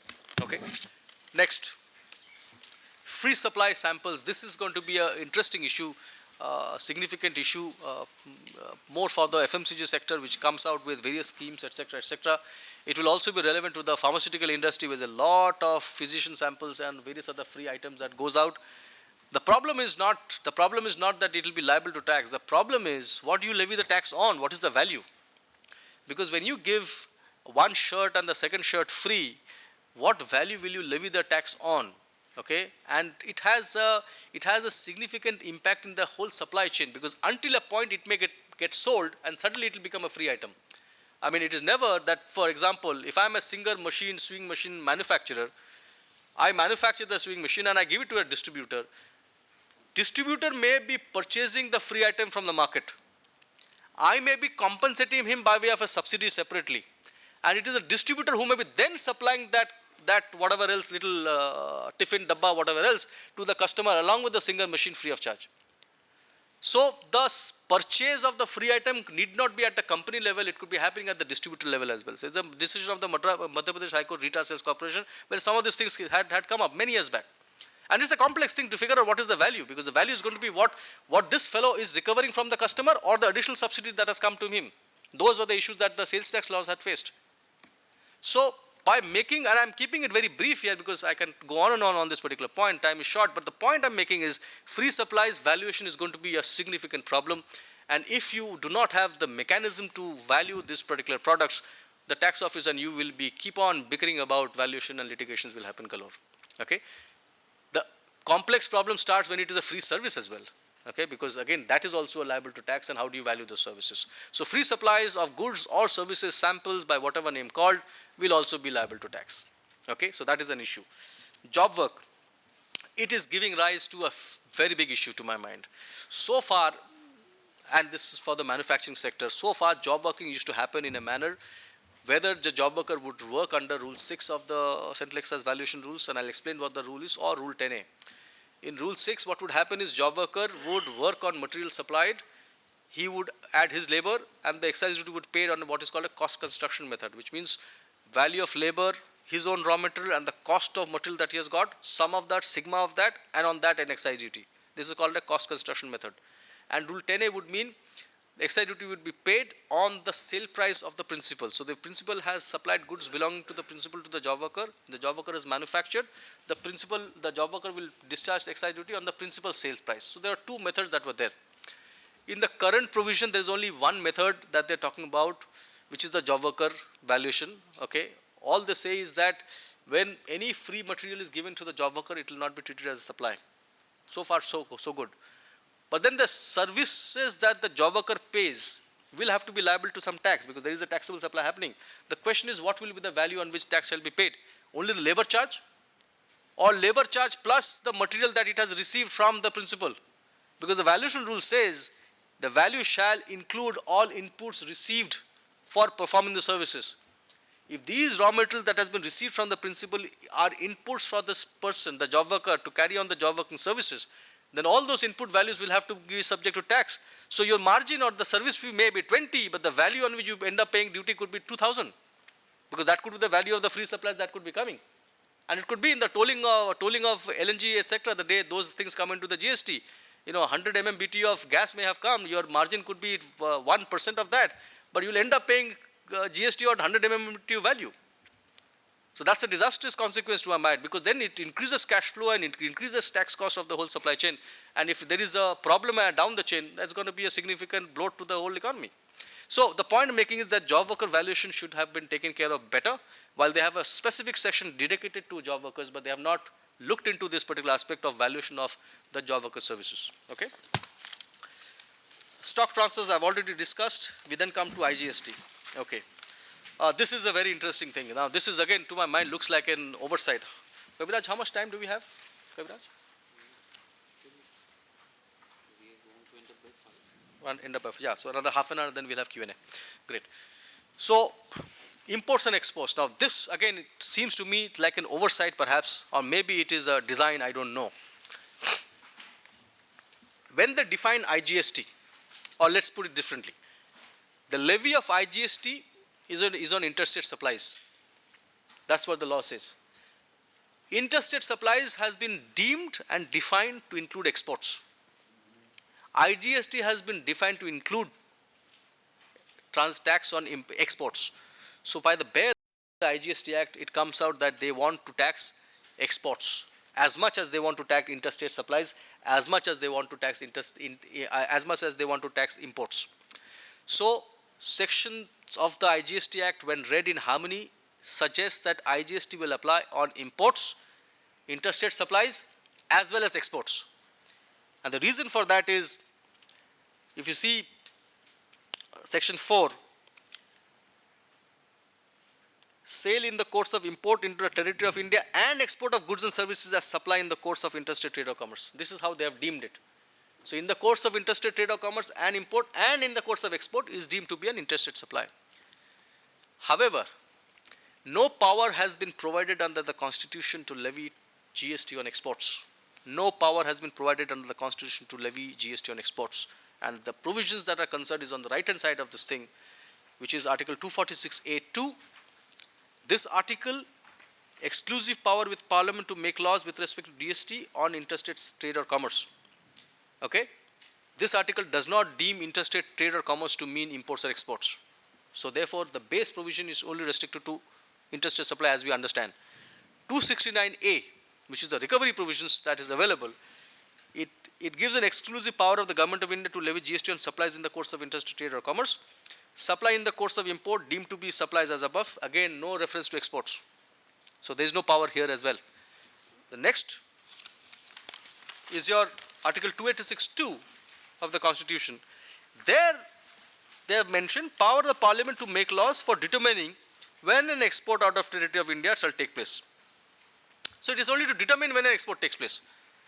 But so far in these 3 articles, nowhere have they said interstate supplies shall be deemed to include exports. Nowhere have they said that power exists to levy GST on exports. So if there is no bare power under the Constitution to levy taxes on exports qua GST, it is never possible to the plenary legislation to define GST in a manner, or define the charging section in a manner that export of goods also comes into its ambit. So that is where the problem will be. So therefore, to my mind, it is an issue. The next issue. Now, as I mentioned, the place of supply rules is the heart. So whether it is goods or services, place of supply of goods, place of supply is very important. When I look at the construct of the IGST Act or the CGST Act, I do not believe that for interstate supplies or imports for that matter, more specifically for imports, I need to look into the place of supply rules at all. To me, place of supply rules are redundant insofar as imports and exports are concerned, and I'll explain to you why. Look at the definition of the charging section, which is the first bullet point. Levy of IGST on all supplies of goods, services made in the course of interstate trade or commerce. Okay, so IGST shall be levied on all interstate trade or commerce, supplies in the course of interstate trade or commerce. Now, what is supply in the course of interstate trade or commerce? That phrase has been defined to mean any supply of goods and services where the location of the supplier and the place of supplier are in different states. So therefore, you need to go to the place of supply rules. Okay? But then the same thing makes there a deeming provision. It also deems to mean supply in the course of import into the territory of India and export as an interstate supply. So the thumb rule is when you have a deeming provision, the baseline provision is of no relevance.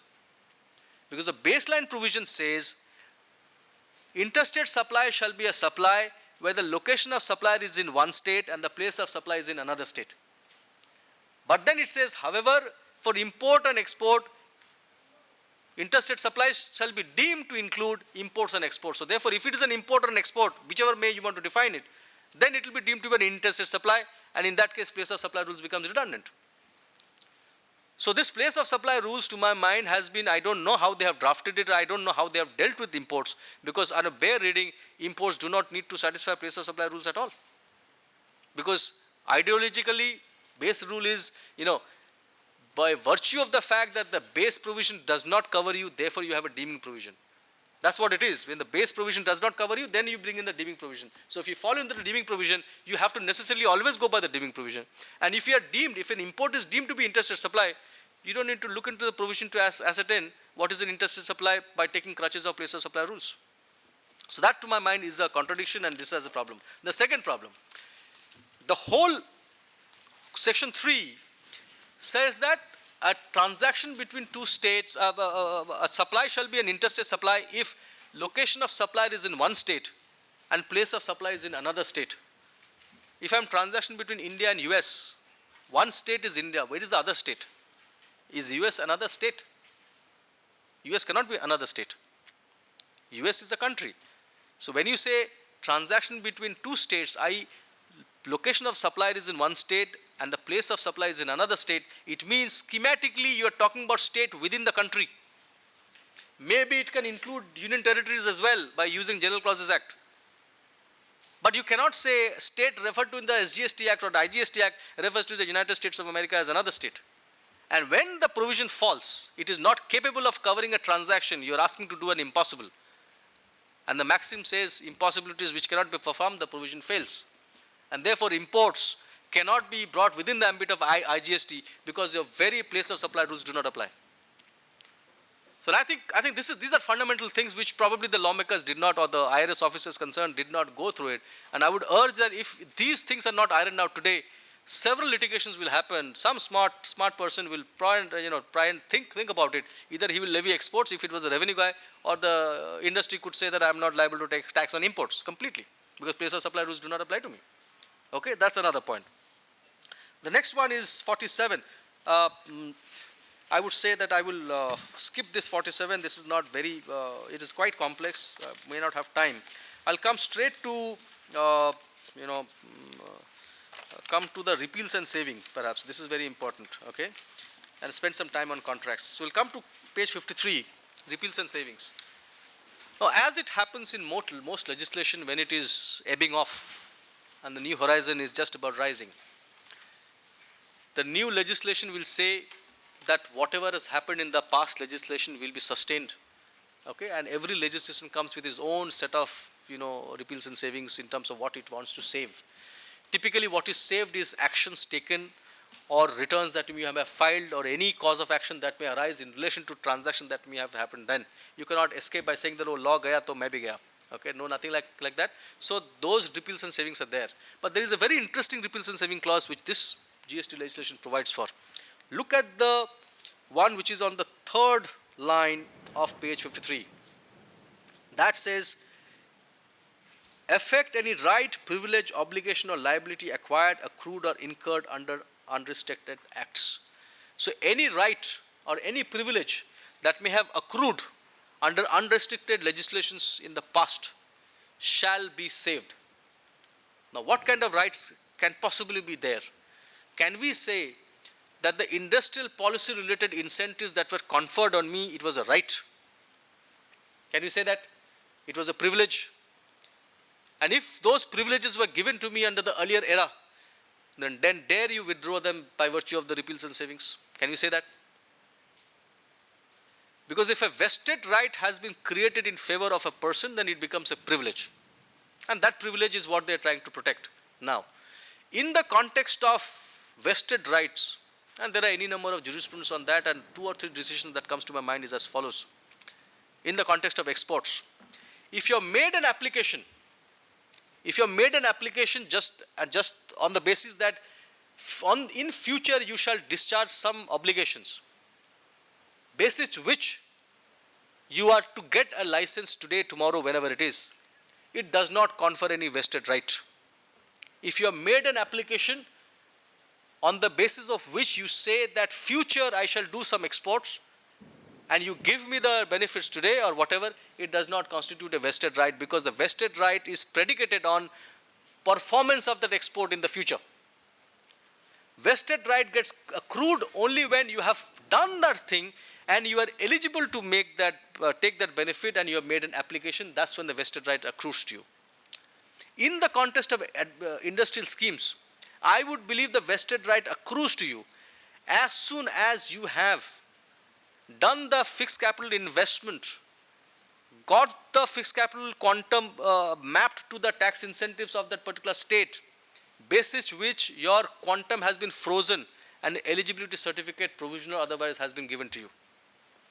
Once that vested right has been created, tomorrow they cannot take it away from you. You are bound to be protected by the government. But then, the problem is going to be, how does the government protect you? That's going to be the next thing, because these incentives are being granted in 2 manners, or 2 or 3 manners. First could be, okay, you are exempt. Whatever you sell from my state, manufacture and sell, you don't have to pay any tax. If they have to protect that, they have to exempt that industry in the future as well. But as I said, exemption is a bad thing, because the moment the industry becomes exempt from GST tomorrow, all its input taxes will become a cost. So exemption is a wrong thing. Exemption should not be asked for. Then the industry should say, please zero rate me. So put me at par such that my credit flows do not get stuck. However, if the situation is such that the exemptions, there are some incentives that are there, you are denied input tax credit, but your output is exempt. There are incentives under which input credits are denied and outputs are exempt. Those industries cannot ask for zero rating, because the moment they ask for zero rating, the input credits which is today denied will suddenly become eligible. So for them, they should ask for an exemption to continue and not a zero rating.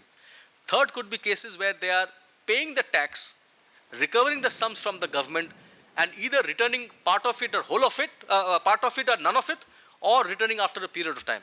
So that's called a deferral or a subsidy scheme. Now each of these will have its own nuances.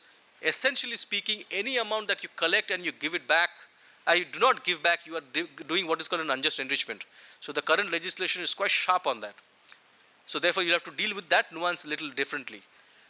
In short, to my mind, I do not know whether the government will wake up. I'm sure they will, considering the fact that some of the hill states like Himachal Pradesh, etc., GST Council is supposed to provide for a special scheme.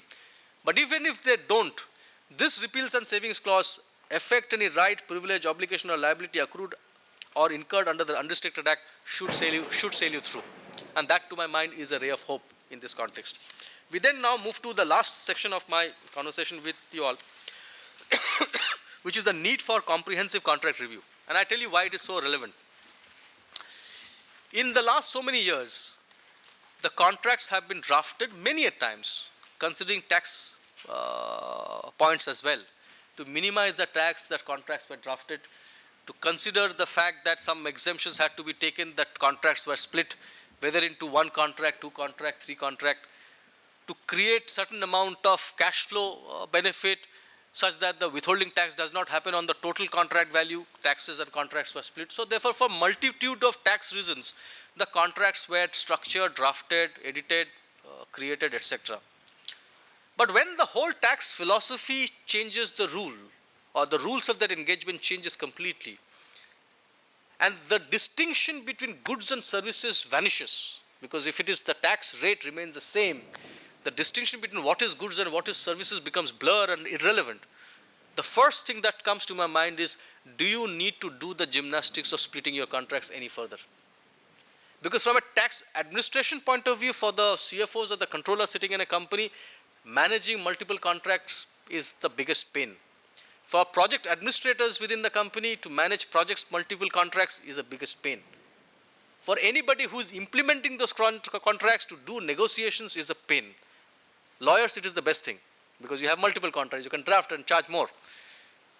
But this multitude of contracts was based on the concept that goods will have a separate treatment and services will have a separate treatment. But when they converge now and there is a blur, do you really need to have multiple contracts? Or should you not therefore have a single contract and you perform your services or perform your supplies or a construction or whatever it is? It is the time to think and relook at your contracting strategy, therefore, from that one point of view alone. Of course, there are nuances, but then there is a starting point that the arbitrage between what is to be taxed as goods and arbitrage between what is to be taxed as services, the in-transit sale exemption that was available to large projects on interstate supplies, or high sea sale available, exemptions available on imports, all of that is a distant memory. Why do you need to do all of this circus just because you have to do? Okay? So think about it, pause it, and see whether you need to actually have those multiple contracts, point one. Point two, your whole contracting structure now is predicated on a sale of goods or a manufacture of goods or rendition of services. Your payment schedules are basis that. Your tax obligations are basis some of those points. But when the event of transaction or commercial transaction for tax purposes is no more a sale or a manufacture or a service or an import, it is essentially supply, there will be bound to be consequential changes that you have to make in your contract. You cannot live with a contract which talks about sale where the event is supply. The whole jargon of commercial conversation will have to be now supply oriented. So therefore, there is a need to relook at those contracts, all of those contracts, and figure out what are the places where you need to do your consequential changes. Third, the manner of introducing GST across the world has been a self-compliance move, such that everybody will make sure that the other guy is compliant. Because if he is not compliant, the chain will break.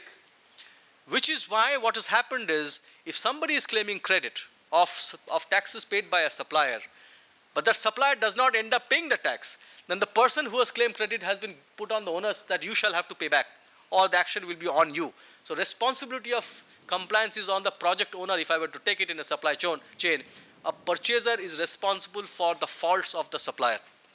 Now take a situation where you are entering into this contract, and this fellow who has been making supplies regularly defaults in making his tax payment, result in you are being saddled with duty liabilities. What recourse do you have today in your contracts? None. Because so far you are not bothered whether he is tax compliant or not. And tomorrow, because he is going to default and you will have financial implication, you need to have some compliance, or you need to have some controls over that vendor. Would it be an event of default? Can you make it an event of default? Can you make it that, okay, you will be allowed to hold some retention sums, or whatever it is in which you can make a control over that particular person? So event of default, retentions, or if he is doing something which is going to actually put you in the dark, can it not be a frustration, an event of frustration for you to renege the contract? So you need to think about it, because your neck is in the line because of somebody else's default. Fourth, that whole change in law clause, and that is so relevant for any contract that is going live from today until next 6-7 months. You know that you are staring at a GST. You know that the rules of engagement are changing. You know that in GST there will be far more credits available to you than what you get today. Today you don't get credit of VAT against service tax against VAT. You don't get VAT credits against excise duty. There are lots of taxes that are probably there. All of this is getting subsumed. So the whole cost structure of the economy, or the whole cost structure of the supply chain, or the whole cost structure of the job workers, everybody in the chain is changing. Now if somebody comes to you and says, look, yesterday I was selling you at 100 rupees and 10% was the tax rate. Today the tax rate, GST is now 18%. Give me the differential of 8%. Don't shell out that 8%. Because that 10% was on 100 as a baseline price. That baseline price of 100 was based on lots of inefficiencies in the current tax. Lot of non-creditable taxes were sitting in that baseline price.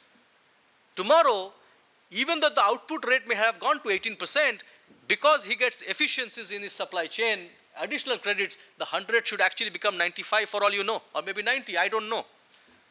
So you have to have the ability to test check in your change in law that you don't reflect only on the forward level or the front level transactions between the vendor and you, but also the back level transaction between the vendor and his sub-vendor. Does your change in law clause have that today? I don't think so. Not many people have gone into the cost side. So maybe it is time to start looking at your change in law clause in such a manner that you look at the cost side as well. Change in law on the front side, revenue side, as well as on the cost side. So there are a multitude of such issues that you need to be grappling with. If you don't, then GST is going to bring in more woes and trouble for you in terms of cost structure increase rather than efficiencies. Thank you all. We can now open it for discussion. We have 40 minutes for discussion. Yeah, absolutely. Please, yes.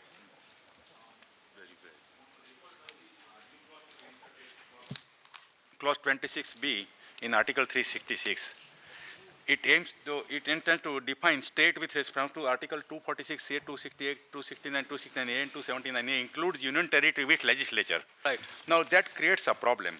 Yes, this clause is required only for two restricted purposes. One for 246A into one subclause 1, where union territory with legislature such as Delhi will have the power to legislate the SGST law. Whereas for the UTs without legislature, that powers will be with the central government, Parliament will pass the law. And in GST Council, yes, UT with legislature will have the representation. In the rest of the articles, namely 268, 269, 269A should not be mentioned, need not be mentioned, otherwise there will be problems of supplies from union territory without legislature to UTs with legislature and all elsewhere. So you are making reference to the definition clause, right? Yes, 366, 29A, 26B. 26B, state with reference to Article 246A, 268, 269. Just one second, just quickly make a reference. 246. Yeah, we have to give it. This is a pizza. Huh? We have to give a pizza. I think the more difficult question should be asked on We can recall that when the CST Act was done, there was no mention about UT with legislature or without legislature. CST Act applies to whole of India.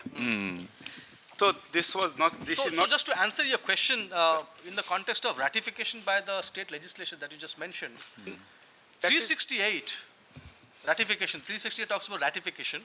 Yeah. It does not contemplate, to my mind, a union territory. It does not contemplate. So Delhi may have done that, but I don't think Delhi should have done that. No, I am not referring to ratification. Ratification is a separate issue altogether. Right. I am referring to 26B with reference to articles that are quoted in 26B. Correct.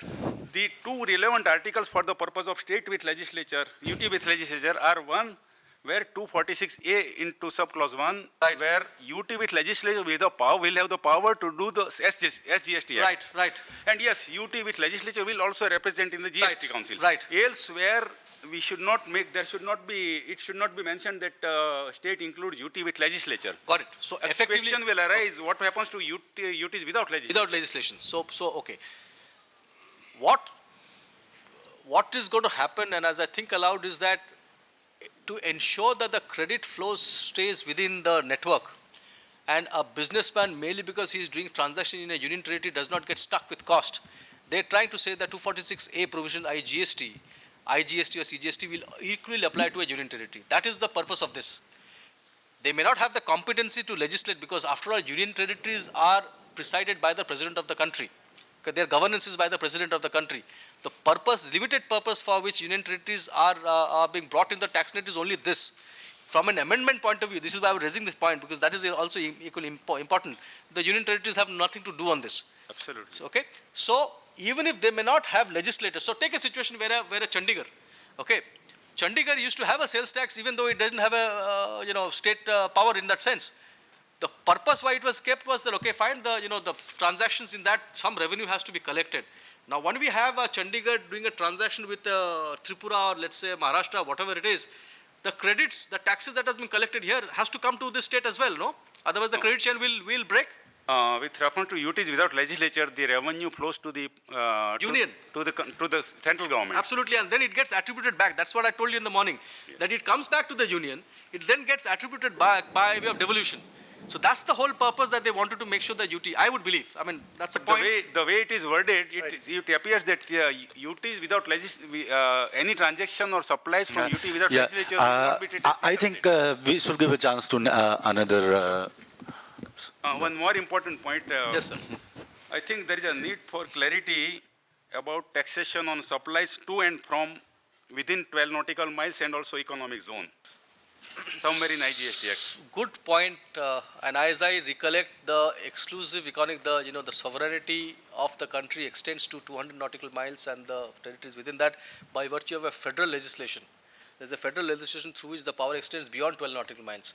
Now, if that plenary legislation exists from the Parliament, then we don't need the constitutional amendment to deal with that. That federal legislation will take care of it. That can be provided in IGST Yes, Act. absolutely. Thank you. Sujit, to make the conversation or the question answer more receptive, one of the fundamental points is also that do we get some recommendations coming in? And as you rightly said in the morning, INBA could take it up, and along with Advaita, we could also then present a paper. Absolutely. So my request to all of you here is, along with your question, in case you could also propose a kind of a viable solution.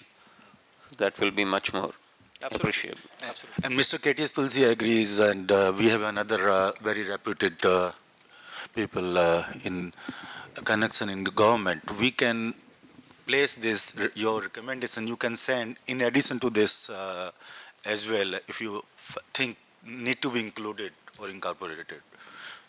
We as a body, just for the benefit of all, we as a body have been consistently providing background papers as well as recommendations to the government. And we are about to submit one more recommendation to the government is on the opening up of the legal services. Okay. Yeah, please. I am from logistics company. We have 473 branches.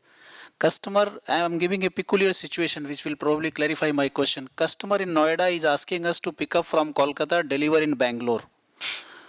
My corporate office is in Gurgaon and my head office is in Hyderabad. So where is the place of supplier and where should I bill? So I think for transportation of goods, they made a place of supply specific. There is a specific place of supply that they have provided. I think that is what you are talking about, because you are talking about the place where the goods have been delivered is the place that will be the place of supply to my mind, right? Now, if that be the case, and I'm quickly looking at it for just a minute. On page 47, I think, which we missed. Yeah, just a moment. I'll just tell you from the exact provision as well.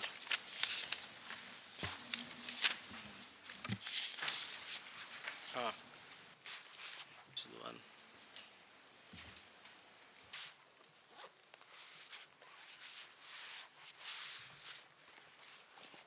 So there is something for passengers transportation services. The place of supply of service by way of transportation of goods include by mail or courier to a registered person shall be the location of such person. Okay, so the location of the person is the place of supply. Now the person is who? The person to whom the services have been rendered.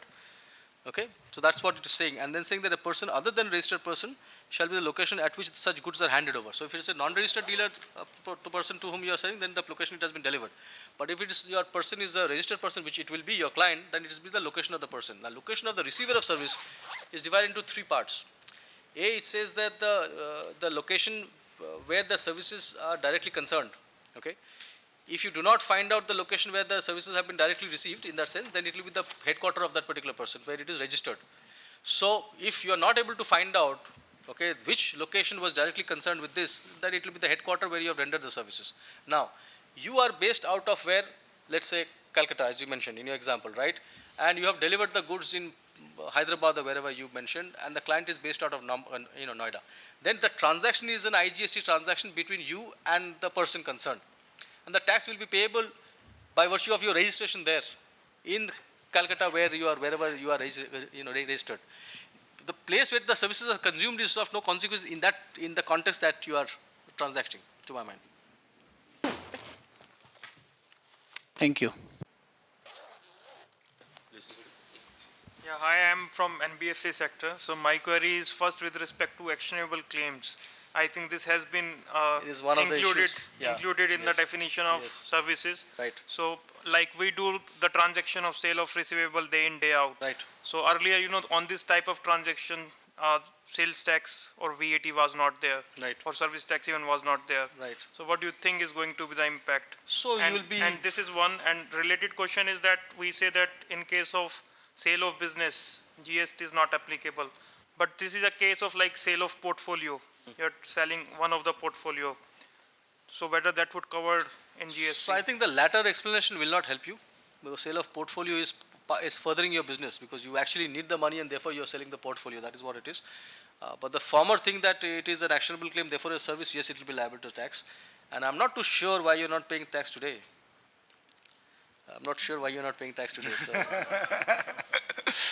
But that be that as it may be, but tomorrow for sure you'll be liable to pay tax. But all for the financial sector, there's a big issue that is there. You see, if you take a fin lease, there's an interest component that you pay. Interest has never been subject to service tax so far. Okay, worldwide interest is never taxed. But in the valuation rules of a fin lease today, as you see it in the draft legislation, there is no clarity at all. It will be liable to tax, which is to my mind a problem. So with respect to like portfolio sale, there can be two type of portfolio sale. One is the loan portfolio, one is the lease portfolio. I tend to agree, and people pay tax on when they sell the lease portfolio. But so far as loan portfolio is concerned, it's a loan transaction. It's a loan. That's why you are. So that's why. Okay, now I know why you're not. VAT service tax is not there in the current scheme of things. But lease you're paying, no? Lease, yes. Okay, next. Yes, sir. Yeah, I am from media sector. Today newspaper is primarily exempt from VAT and service tax also. So is there any clarity under GST scenario? Sir, it will be leviable, sir. Sorry? It will be leviable. On sale of newspaper also? That's what the limitation. There is no limitation on that at all. That limitation, that clause has been withdrawn, no? Yeah. But the government still can exempt. Yeah, the government can do exemption, etc., etc. So you made a comment on the cost of the items, and you said that the general expectation of the industry and all the buyers should be that the cost should come down, though the tax may go higher. Correct. But any comments vis-a-vis this regarding the non-adjustment of SGST across the states and the impact of lost tax? That has a very big repercussion, and that may be valid for initial 1 year, 2 year. Why don't you make a comment on that? I think some of us may be really worried about that. Are you talking about the current local taxes when going into the See, tomorrow? Today, for example, interstate, I pay 1% and I get away. There is no CST tomorrow. So I have a huge imposition of not knowing interstate sale at the time of production of goods or at the time of first delivery of goods. So I'll explain that. So let's take it this way. Let us say you have entered into a contract today. The delivery is going to take place 10 months later. So it's a made to build kind of situation, a burner turbine kind of situation, a turbine which has to be made in 5 months, 6 months. Your contract has said that today the price you are freezing it as X factory 100 plus 2% CST against Form C. First thing you will see is whether the contract has a change in law clause. If the contract has a change in law clause, then as a seller, you have nothing to worry. You will immediately say that 2% was basis current law, and then change in law is 18% of whatever it is, you recover it. If that is not there, then you look into the Sale of Goods Act. There is a provision under the Sale of Goods Act which says that if there is a change in law leading to incremental taxes of excise, service tax, not service tax, excise and customs, you can recover it back from the customer concerned or the buyer concerned. The courts have interpreted that to include even service tax. So you can invoke that section. Unless your contract says that no, there will be no change in law clause at all, unless the contract says, you can recover it. But the third thing that is equally important is that if you have incurred some cost today, at the time when you are making the supply, okay, it's in the cusp. So therefore, there are certain credits that you would have got or certain benefits that you have got. Suddenly, by the time you want to utilize it, it has moved to the new era. That the government has taken care of, saying that those credits that will get stuck in the system on the cusp date, you can claim it back from the government by way of an exam or refund, etc. So that is being taken care of. Shouldn't be a problem. Just a follow-up question on this. Can you use the mic, please? Yeah. in the contract there is a clause that if you are not delivering as per the date defined, then any statutory variation will be to your account. The customer will not compensate. Correct. Now, this GST law is something So you have to deliver totally within different, time. totally different. So will there be a scope for us to claim? No, you cannot do that because all these are clauses in government contracts, and I've also seen that they basically say, see, time is of essence in government contracts or in every contract. Yes. If there is a delivery schedule, you are not, picking or giving the goods within time. Delay damage is something that he can always trigger. He doesn't trigger a delay damage. He says, fine, if there is a risk of the change in law, you bear it. So it's a mechanism through which he wants you to supply within time. Now that he has put a restriction in the contract that any change that has happened after that date, there will be no change in law clause, which essentially means it is overriding the Sale of Goods Act as well. So there is nothing that you can do about it. So the better thing is to make your supplies on time, or you trigger frustration, saying that I would not now like to direct because of GST the whole cost structure has gone. It is impossible for me to perform the contract. Therefore frustration. In case he agrees for time extension, then there is a case. Then everything is fine. Just a follow-up on this. If the contract is inclusive of tax, there is no change of tax clause. Kindly use the mic. So his question was, as I heard, if the contract is tax inclusive and there is no change in law clause. If the change in law clause does not exist, you invoke Sale of Goods Act. Okay, Sale of Goods Act has a provision which allows you to trigger change in law unless anything contrary is mentioned in the contract saying that there shall be no change in law. Okay, so that way, yeah. So one more thing, sir. Yeah. Will the SGST rate be different for all the states? No. Will be the same? Okay, I shouldn't be commenting on the rate because that's for Mr. Jaitley to comment on. Even he is not given what the rates are, so I can't comment. But expectation is that rates will be same. Okay. That's the convergence. Because every state will have goods. No, so of they will special not be able importance. to do that. That's what the GST Council shall do, to make sure that there is a uniform rate, synchronized rate across the country. And could you throw some light on the discounts, cash discounts, or discount price? Discounts, today you claim a tax deduction, right? So if the discount is on the invoice, you claim a tax deduction.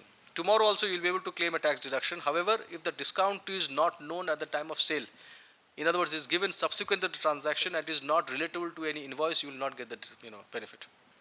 So they want it to be transparent of transaction. You may give it in the future, but you should know it today and relate to the invoice to which it was given. Isn't discount similar to, say, one free for one? Well, that's a way in which you are marketing. So, good question, and it is there in one of my slides. I don't know whether you noticed that. It's one thing to say I'm supplying 30 ml free with 100 ml of Horlicks. Whatever, some liquid, take any liquid here, whatever it is. Coke, okay, it's easier to explain. 30 ml free with 100 ml of Coke. I could be saying that.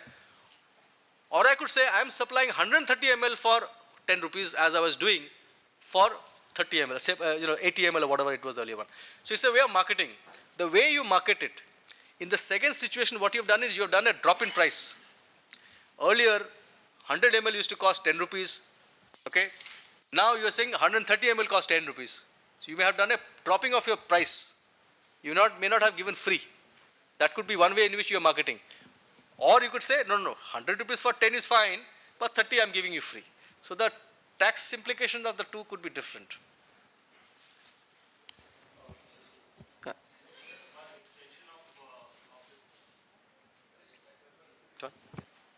Okay, an extension of the answer which you gave in terms of if you know your discount at the time of sale, then we can claim the benefit, the tax benefit. But let's say if we don't know, so let's say I come from a retail industry where being an organized retailer, I get a normal discount which is applicable probably for all sets of retailers.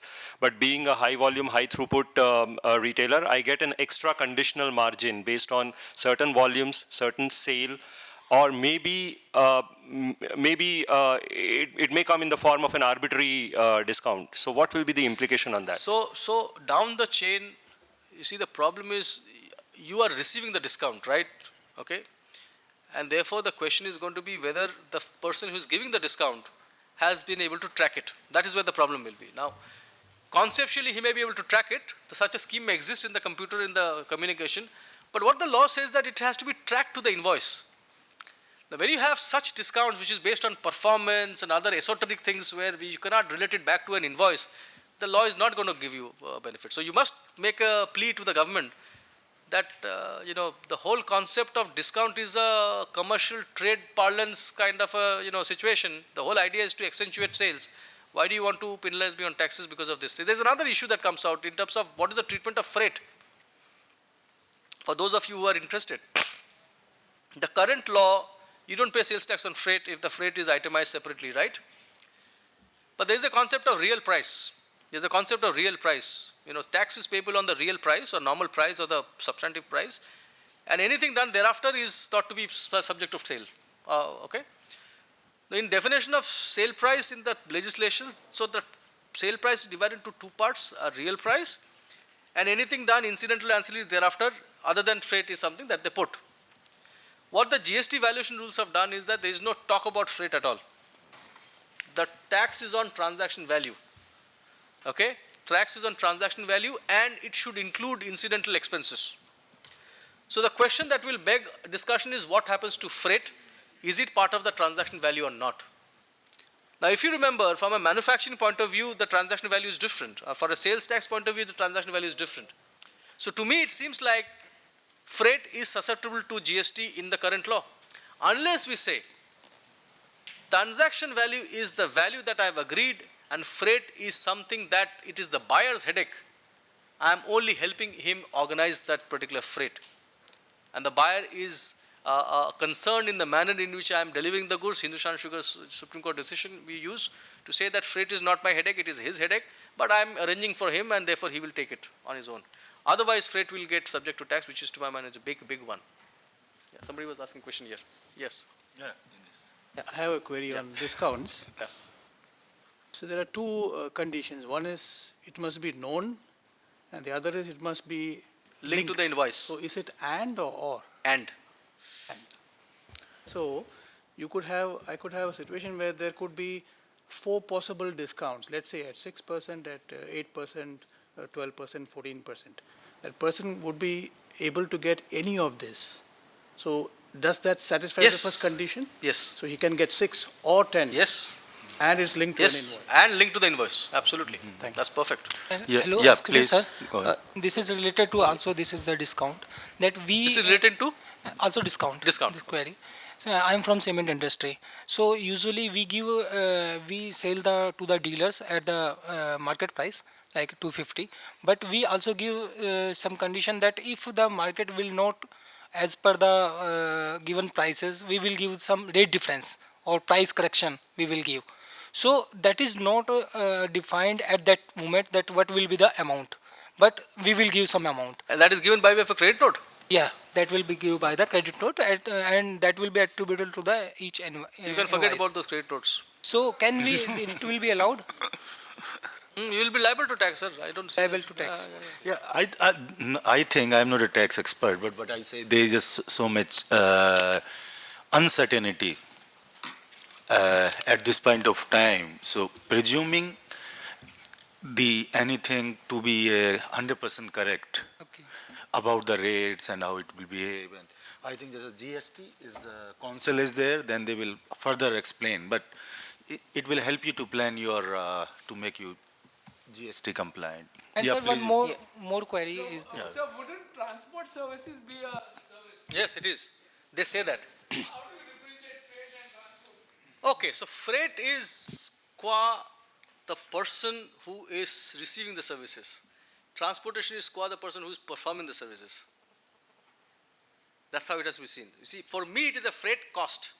For you it is a living. You are actually rendering the services. So there are two different things. I mean, same thing. Sujit, we have only remaining 15. So there is one question So here. currently state governments provide a lot of incentives to attract investments and there is a lot of competition taking place. But now going forward, as per the new law, everything has to go from GST Council, even the exemptions. Well, so isn't it the overriding of powers of state governments? Can state governments give exemptions on SGST part going forward without going through GST Council? If they do that, then the GST Council, in the GST Council, there will be bedlam where other states will say, how can he give exemption? there will be dispute between the other states and him, and then Article 131, it will go to Supreme Court. Or the GST Council will do something about it. So states can't easily. Now remember something, who is the GST Council? It is the state sitting there. It is same room where you will have finance ministers on the one side, FM will sit here, finance secretary will sit here. If one state tries to take a different view from the rest, they will all pounce on him. And if he still doesn't want to follow that because he is sovereign, then the dispute will get resolved in some other forum, which is the Supreme Court or wherever it is. So they can't easily do that. The individual state government policy with other states. No. So I'll tell you the feedback that I got when I was interacting with the finance secretary the other day. What he says was, the union government obviously has lost its power to deal with this advocacy effort to a large extent. He says that of course GST Council is very important, but you should also canvass yourself before other states, multiple states. At each state finance minister level, you have to go and convince them, because it is those people who are going to sit in the in the GST Council. So getting their buy-in is individually very important, and don't come to us only hoping that central government ko bata diya to ho gaya. So, yeah. Sir, excuse me. Sujit.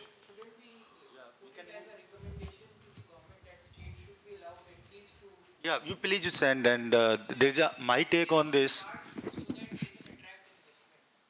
No, that I would not recommend that you should walk that path. It might help you, but you will distort the whole economy. So we can talk about it. There are other better ways in which it can be done. They can give a credit. Correct. There are other better ways in they doing can that. collect the tax and then return you in the form of credit. Competitive edge of the state will have to be based on other factors, not necessarily exemptions alone. Otherwise, you'll distort the whole economy. So we'll speak about that separately. Next one. I'm from the service industry. Just one question. What is your take on J&K being included in the GST regime, given the fact that its own state finance minister was chairman of the empowered committee of state finance ministers? But then it's all politics, right? The state has to approve that they will go abide by it. Until that approval politically happens, this is all theory. So, in fact, this is a point that has been raised in the assembly. 2-3 days back, this point was raised, and they formed a committee to look into this aspect and then come back with the feedback that yes, they want to be part of GST or not. So, assuming they don't become part of GST, and I'm a service provider providing a service from Delhi to them, and I'll not be required to charge GST. It will be an export, one state to another state. Yes, so that means it will be zero rated. I need not. I need not curtail my input tax credit for the same. You will get refund of that because it will be treated as an export for sure, one state to another state. At least here, though, it will be state, unlike United States. People who have not asked, we urge you to. We represent the oil business where we have the luxury of the exempted products and non-exempted products. I have two questions. One, can you comment on the MRP? Because today we pay excise on MRP. Tomorrow MRP is irrelevant because it needs to be for meteorological, whatever it is. Because price positioning, marketing all happens on MRP. And second, somebody asked about the nautical mall changes. How does it impact the high sea sales? Okay. So then I have to give you a 5-minute discourse on your sector then to begin with. So yes, the concept of excise duty on MRP is done away with. It will be based on transaction value, but the legal metrology obligation or standards of weighted measure obligation continues. Now there are two issues that will happen. For your price computation point of view, you will have to get into the Excel sheet and look at 3 variables. And I'm taking a very simple supply chain. At a manufacturer level or the producer level, one distributor level, and one customer level. So let's take a three-tier supply chain. You have to deal with 3 variables to figure out how the MRP shall react. You could have option 1. You may want to ensure that the MRP remains the same, because price sensitivity is the first thing. You don't want price rise to happen. So therefore, first attempt will be, let us see how can I maintain the same MRP. The moment you freeze the MRP, the 2 places where the impact can happen. The distributor margin may get reduced, or the company's net realization can reduce, right? You cannot have both. You cannot have a MRP retained at the same level and yet distributor margin retained. So therefore, you'll have to sacrifice one of them. The decision whether you'll be sacrificing distributor margin or company's margin is a business issue. However, the distributor's margin could be today based on 3 factors, or 2 ways in which the distribution margin may have been arrived at. A, it could be an absolute amount, that for every transaction I get 30 rupees, 40 rupees, 40, 55 rupees, or it could be based on an ROI, which is called the return on investment, which means that every investment that he makes, he gets a 10% of that as his margin. If he's on a return on investment, the question that you have to ask him, that if your investment drops because of incremental credits that you will get as a distributor, because you'll get several services as credits now, right? Then your margin squeeze has to be on a parity basis. Namely, you see your investment earlier, you see your current investment, and then work out your ROI. So in absolute terms, the margin may look to have shrunk, but in percentage terms, they may have remained same. So therefore, that decision you'll have to make there. And the third decision is, assuming that you're not able to curtail, then you have to see at your cost end, do you want to forego your net realization? Or you want to pump up your net realization such that the distributor is happy, but the customer is upset. So those are the three decision points. And of course, at the net realization level, you have to look into your back-end supply chain cost to figure out, how much of cost reduction can you do on procurement, on your import, supplies, etc. That's another analysis that you. So the whole chain, supply chain, will have to be looked at 3 levels in this simple example. But if you're multi-tier, distributor, retailer, etc., you have to worry about everybody's margin and then work it back. So MRP computation is a must from a commercial point of view. And by the way, MRP, at least not in your industry, in the consumer industry, you have this whole concept of street price. So you may have 100 rupees as the MRP, but the street price could be 95. People could be selling at a 5% discount, and that play is available with the last man retailer. So you'll have to be conscious about when you work the MRP, what will be the street price, and then work it backwards. So all those things are there. Coming to the, the territorial waters and continental zones, the territorial waters and continental zone gives an exclusive sovereignty to the Union of India. So therefore, the Union of India certainly will have a power to levy tax on that. Okay. Now, the current jurisprudence on sales tax is 12 nautical miles. Okay, 12 nautical miles is considered to be India for all purposes. India always had sovereignty over at least 12 nautical miles. Through the exercise of the parliamentary power under the Territorial Waters and Continental Zones Act, they have extended it further. So now that that act exists, then GST will apply to the entire area anyways. That restriction does not come into force. Okay. The only issue that I see as I speak to you is identifying which is the appropriate state. Okay. So there was this case where there was a ship breaking that was happening in the state of Karnataka. Huh? It's happening in Alang, Gujarat. Okay. No, I'm not talking about ship breakings where it happens. I'm talking about this decision that I'm talking about. Samudra Tarini was the name of the ship, from what I remember. So the ship breaking was happening somewhere in Karnataka. And the issue was whether Karnataka will have the right to levy sales tax on that. And that's where I think the Karnataka, maybe the Supreme Court approved it. It said that, look, you have to see the state which is proximate. Which state is proximate to the location where the work is happening. If the proximity test applies to, and Karnataka comes as the nearest baseline 12 nautical miles from the shore, then it will be Karnataka. Now I'm trying to figure out whether those principles will apply or not. Let me think it through. Otherwise, at a national level, it will apply. Just one follow-up question, if you allow me. The Malaysia government, which went with the GST a year back, they had anti-profiteering. Yes, that has been debated significantly in India. So people have trolled that also. Nobody shall make tax profit out of tax. It should have got introduced in India as well. Sadly, nobody is talking about it. Please raise it. Please make that point. Yes, absolutely. It's very important. Anti-profiteering is very important. Very important. The reason why I ask is today, if you take lubricant business where we are, our excise plus VAT all is around 24-25%, right? And tomorrow, let's assume it's 18%, which means either we make more money, right, or we pass it to the customer. If I remember the anti-profiteering law of Malaysia, they said, okay, what is the margin you make today? Correct. Same margin. Same margin. That's the absolute amount. So that you give the benefit to the customer. That's the whole idea about GST. That efficiency should go back to the consumers. And if there is any cascading or tax on tax in the supply chain, it should get moved on. And businesses should not pay taxes. The consumer should pay tax. And when you don't have multiple layers of cascading, consumers should ultimately benefit. That's the whole idea about GST. Yeah, Amrit. Yeah. So, annual maintenance contracts, particularly in the copier industry, the billing takes place monthly on the per click basis. Whatever you consume multiplied by some number, and you pay tax monthly. But the goods which move for that, it moves on challan. So under GST regime, whether it will double taxation when the goods move, and then again the billing takes place. I have given this answer. I have this last question. Okay. Sujit, our time is up. Okay. We have a tea and snacks. So we can let me discuss. This question. So Amrit, that question is very valid because in your AMC contracts, the 100 rupees that you have agreed is based on what is called the principle of actuary, where you are actually based on your cycle of obsolescence, etc. Maybe parts may be supplied, maybe parts may not be supplied. Okay, so you're taking a chance. And actually the parts get supplied maybe 2 months later or 6 months later, whenever, right? So my answer to your question is as follows. His question is, when I have signed the AMC, I have taken the entire money upfront and I have paid the tax. When I'm making the supply of the parts, maybe 3 months later or 4 months later, do I need to pay the tax again because it's a supply, okay, free of consideration or whatever? My answer to that is no, and I'll tell you why. There's no free lunch in life, so there's never a free supply, okay? Fundamentally, there's no free supply. This part that you have supplied, under contract, the consideration was already received when the 100 rupees was obtained. So, this supply of the part cannot be said to be a supply of part free consideration. And if it is not a supply of part free consideration, this supply is irrelevant from a tax perspective. What will be relevant is this 100 rupee contract. So if you have paid the tax here, nobody dare tax you again.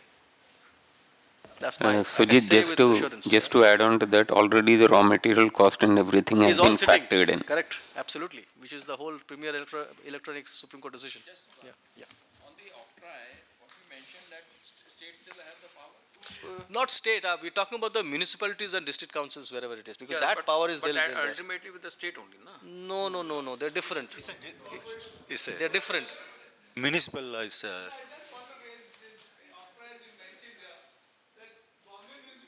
He's trying to abolish. Pros from the government, yeah. See, mobilization is happening to delete octroi also, but what I spoke about is the legislative framework under the Constitution, the power to levy tax by the municipalities have been retained. So that is what it is. So thank you very much for your participation, and we hope to receive further comments on this topic. Or if you want to know any further information, send us an email. Or we are a voluntary organization. We invite you to be a part of our organization. So thank you very much. We are having a tea with the snacks where you can chat and network and can ask a question. Just 1 minute. We have a tradition of having a group photograph in case everybody could kindly assemble in. How will they come into the well of Yeah. the